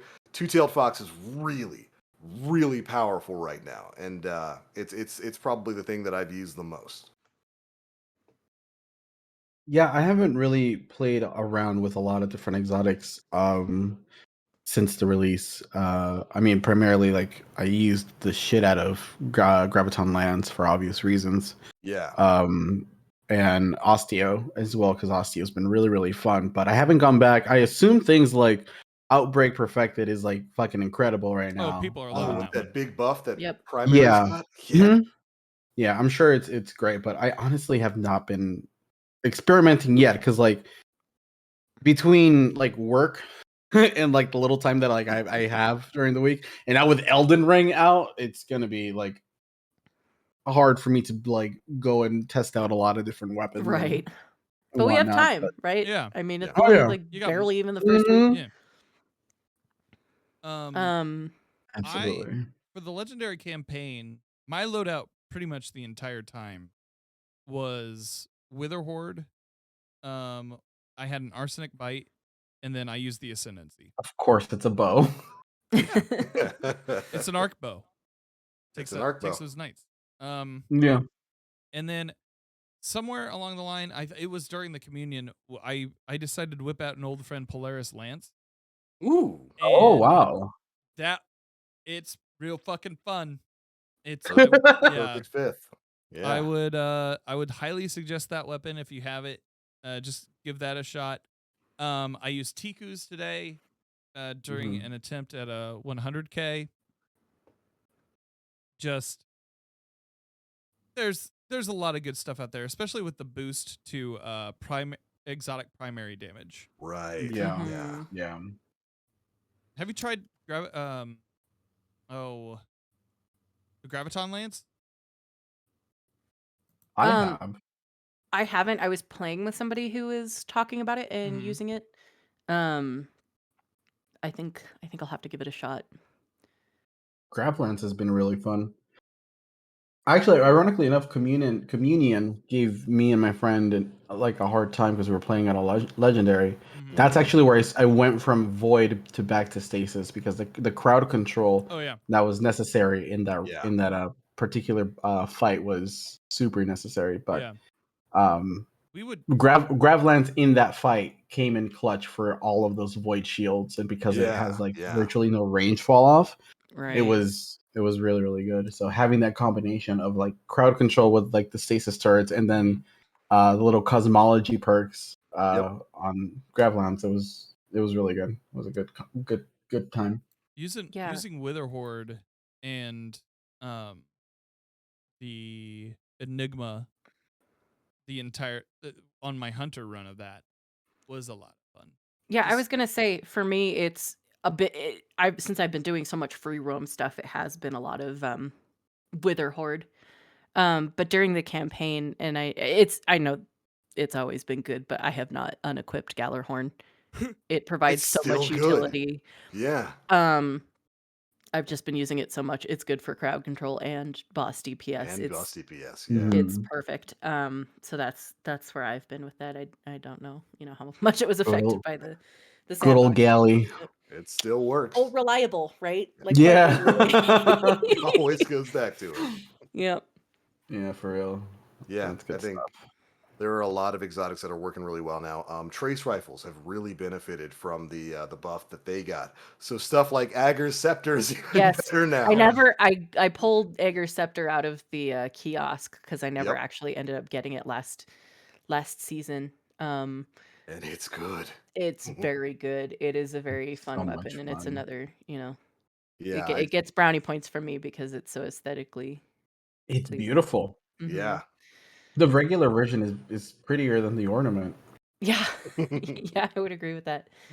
Mm-hmm. It's still among the best ad clear and ad control weapons in the game, especially when paired with a stasis build. But coming on the heels of that, Ruinous Effigy got its shielding rebuffed with Witch Queen, and with the buff that Trace Rifles got, that's dealing pretty good damage too. Okay. Yeah. There's I a lot wish of they good would have stuff. explained why they nerfed Ruinous in the first place, because I still cannot imagine or come up with a reason as to why they hit that gun so hard. Too many people were using it because remember we had that public event or what contact going on in Contact? IO, and people were just grabbing Ruinous and shielding. I am willing to bet it was just a numbers thing. They saw a bunch of people using it for the same thing and decided, that shield is too strong. Yeah, But I she's don't know, back, baby. for like a public event. I don't know. It's weird. Like I never understood that particular Yeah. nerf, but The I'm glad that decision-making there. yeah, Glad they undid I'm it. glad that it's undid it for sure. Heck yeah. Somebody in the comments mentioned Sunshot was good for the campaign, and I would definitely Yes. believe that. Mm. Mm-hmm. Oh yeah, Murgatroyd 51. Yeah. I have not pulled out Sunshot in fucking years, man. I don't think I've used Sunshot since Red War. If I'm gonna Yeah. be No, if I honest pulled with it, if you. I pulled it out now, they'd be like, "I thought you went out to get cigarettes." Like, I did. I went out and got milk and cigarettes. I have returned. Yeah. Been a while. Ignore all these other new exotics I got with me. I'm back for you. Oh, these? Just like arms. Pay them no trailing mind. with- Why can't I hold all these exotics? Hold on. Yeah, sure. That is truly how this DLC feels. There's a lot of good stuff. Yeah. I am overall, I'm very pleased with the way the Witch Queen has the state in which it's come out. I think we can all agree that Bungie delaying it was probably the right move. Oh, yeah. Absolutely. That extra time has probably allowed them to push out the product that they wanted to push out. And if this was the standard for every expansion moving forward, delay every expansion moving forward if you need to. 'Cause Honestly, the Witch yeah. Queen is great. Yeah. So good. Figure something Good out during stuff. that 6 months. I mean, we were gone when the 30th anniversary happened. So Mhm. Yeah. I don't even know most of your like thoughts on like Grasp of Avarice or Love it. Daring Fun. Oh yeah, Eternity. great dungeon. Yeah. Mm-hmm. And Yeah, like Mr. Krabs' Pirate Adventure is great. yeah. It's a fun dungeon. Yeah, it's just like they did a good job of making that last season and like Yeah. even seeing how that is played out to our benefit with Witch Queen. It's amazing. Right. And even like dares and all of the Zur stuff Mhm. was just it was so fun. I've done so many. Um Theirs was the one and activity that I was just like, get me out. I Oh, just you didn't want. like it? Really? I was like, I want my rock ship, and I want out. Yeah, that 16 was it 16? The grind up to to rank 16, Yeah. yeah, was Yeah, fucking that was gnarly, that man. was I'm rough. still not I done with it. I Same. still need to get the other half. I'm still going in there occasionally, and like it's still available. I think there's still a pinnacle that comes from it, right? It's Um, powerful, I believe. or is it powerful? Powerful, I Powerful. think. Okay, I but can still, check real quick. yeah, let me know.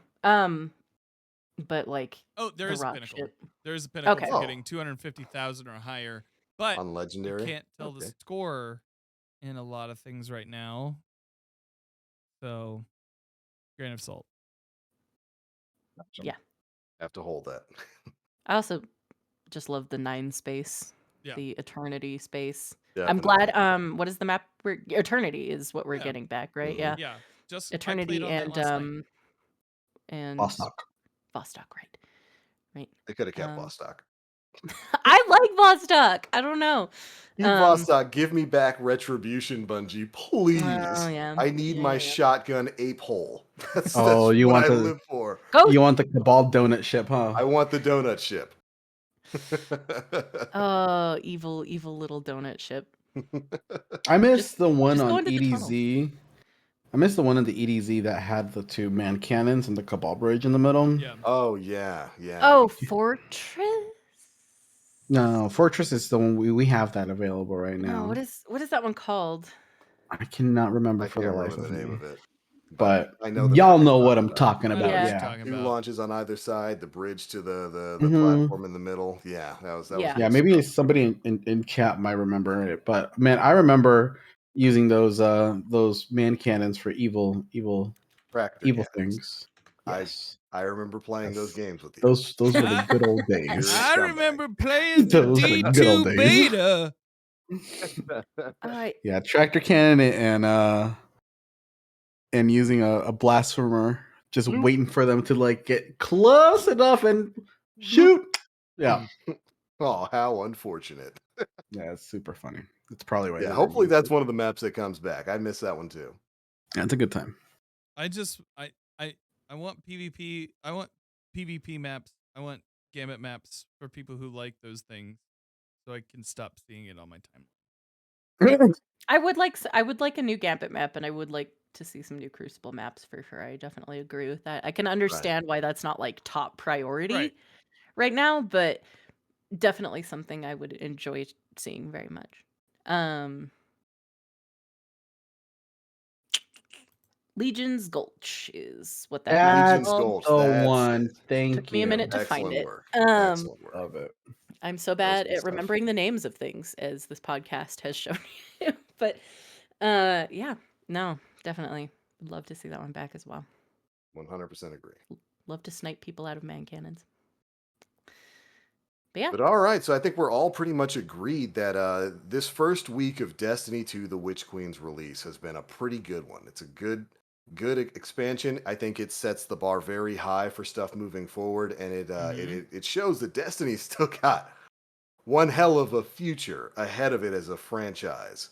And I for one am very happy with the product Bungie put out. I'm very pleased with how this game plays. Big same. Again, meme aside, personally, this was definitely the DLC that I was gonna make or break for me. Whether I kept playing or not. Dead game. Yeah. And it met and blew like all of my expectations out of the water. Like the Same. story was fantastic. Yeah. Like the reward system is great. The crafting system is great because that's proper investment into a weapon. It's like, hey, if you really want to get like good perks with this weapon, and you're gonna have to invest your time with this particular weapon and unlock that stuff. And just everything that it brought, just it's been an absolute blast. Yeah, agreed. huge agree. I think we are all more than satisfied with the with what Bungie has brought forth here, and that we're excited for what's to come. I which dev was it that said in a Vidoc that Destiny's best days are ahead of us? Seeing this, I Joe truly Blackburn? was it I Blackbird? think Yeah, it was I Yep. Blackburn. I truly do believe that now. Yeah, I can see that. So Yep. yeah. Definitely agree. All Well, all right. right. I do believe that brings us to the end of episode 301 of the Planet Destiny podcast. Our first episode back after our 3-month hiatus, and our first episode after the release of Destiny 2: The Witch Queen.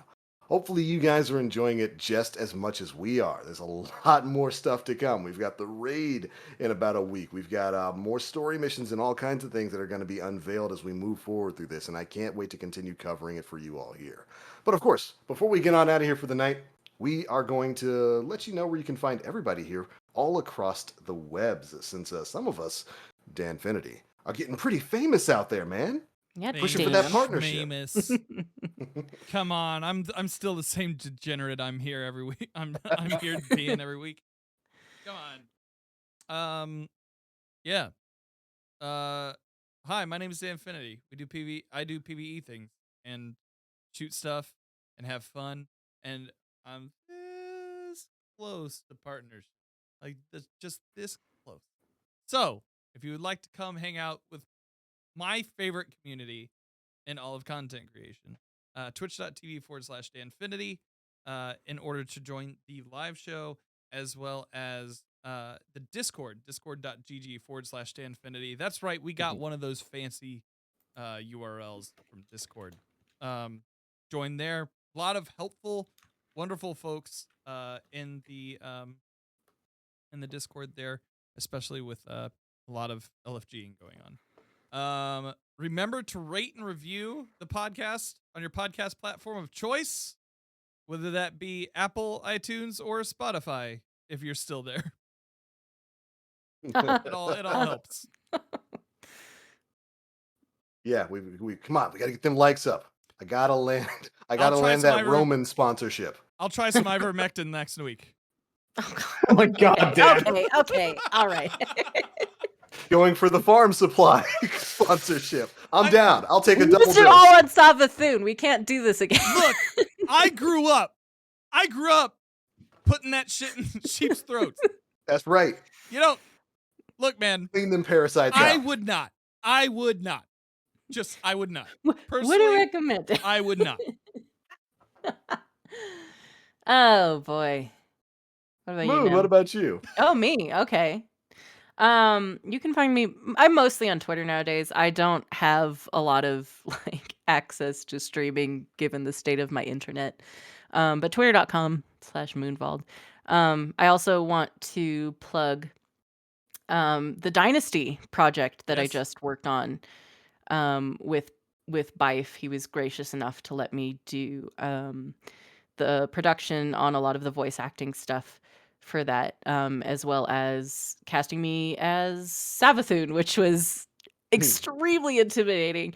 But if you're interested in more Hive lore that's relevant to this season, I would definitely go check that out. It's a 2-hour video. You know, get some popcorn, hang out, chill, just give it a watch if you want to know about the Books of Sorrow and kind of all the stuff leading up to what happened in this DLC. But yeah. Nem. Hi. Hi. How y'all doing? You can find me over at twitter.com/nemplays, where you can probably find all of my my hot takes regarding the games that I'm currently playing, which is Destiny now again, and things like Dead by Daylight if you like asymmetrical multiplayer games. And trying to stream every Tuesdays and sometimes Saturdays or Sundays over in twitch.com/nemplays as well. We just hit 1,000 followers there, largely thanks to Fallout, because Fallout kind of plugged me into one of his latest videos. Yeah. I was honestly not expecting Fallout. it as someone who hadn't really streamed Destiny in a while. It was kind of a nice surprise. So How dare he be so kind and giving? he's big literally love to too Fallout. Yeah, One of the great one of dude. those- I've been playing a lot of Dead by Daylight with Fallout whenever Yeah. he does get Mhm. time to play, and it's always a fucking great time. So I'm really loving that content that he's putting out DVD stuff as well, and it's super funny. But yeah, that's where you guys can find me for sure. Also, I have taken so many screenshots that I can't post yet. Just waiting for I'm waiting after the raid. After the raid comes out, I'm dumping all of those screenshots into the folder. Yep. Excellent. You I'll can try to see provide a link to those somewhere. or, One like, retweet one it. of them I'm in the background right now. But yeah, I can't That wait. oh, The Nem plays Destiny's Absolute Interval. favorite. premier photographer. Of course, I am the Black Link. You can find me pretty much everywhere on the internet, Twitch, Twitter, YouTube, all at the Black Link. You guys know by now, new schedule, new work schedule, leaves little time for live streaming and all that kind of stuff. I'm kind of settling into that now, though, and generally try to have a stream whenever I can. If I were to venture a guess, it'd probably be Mondays, Wednesdays, and Fridays would be the day that I'd be most likely to be able to have a stream. This is generally the times that I'm available during the morning, but you know how that all works. I'll let you know when I'm going to have a stream 5 minutes before that stream goes live. But to be fair, you guys are all the homies every time I do that, and it's awful. I'm so sorry. I'm so sorry for not giving you any heads up, but every time I do it, you all show up in numbers, and I really appreciate it every time. Of course, the Destiny videos will continue to go up as scheduled on the Planet Destiny YouTube channel at youtube.com/Planet Destiny. You can tune in there to stay up to date on basically all the biggest news that's coming out for the game. I am able to keep that for the most part, outside of crazy work weeks, I'm able to, for the most part, to keep that kind of content going. But we'll see. We'll see if we can eke out some streams in the future. But all right, that is it for episode 301 of the Planet Destiny podcast. Thank you all so much for tuning in. Thank you all so much for sticking with us, even after a Yeah. 3-month hiatus. Woo! You A guys, long ass time. y'all the Dedication. MVP of this. Mm-hmm. Thank you guys so much for tuning in, and we'll see you all next time.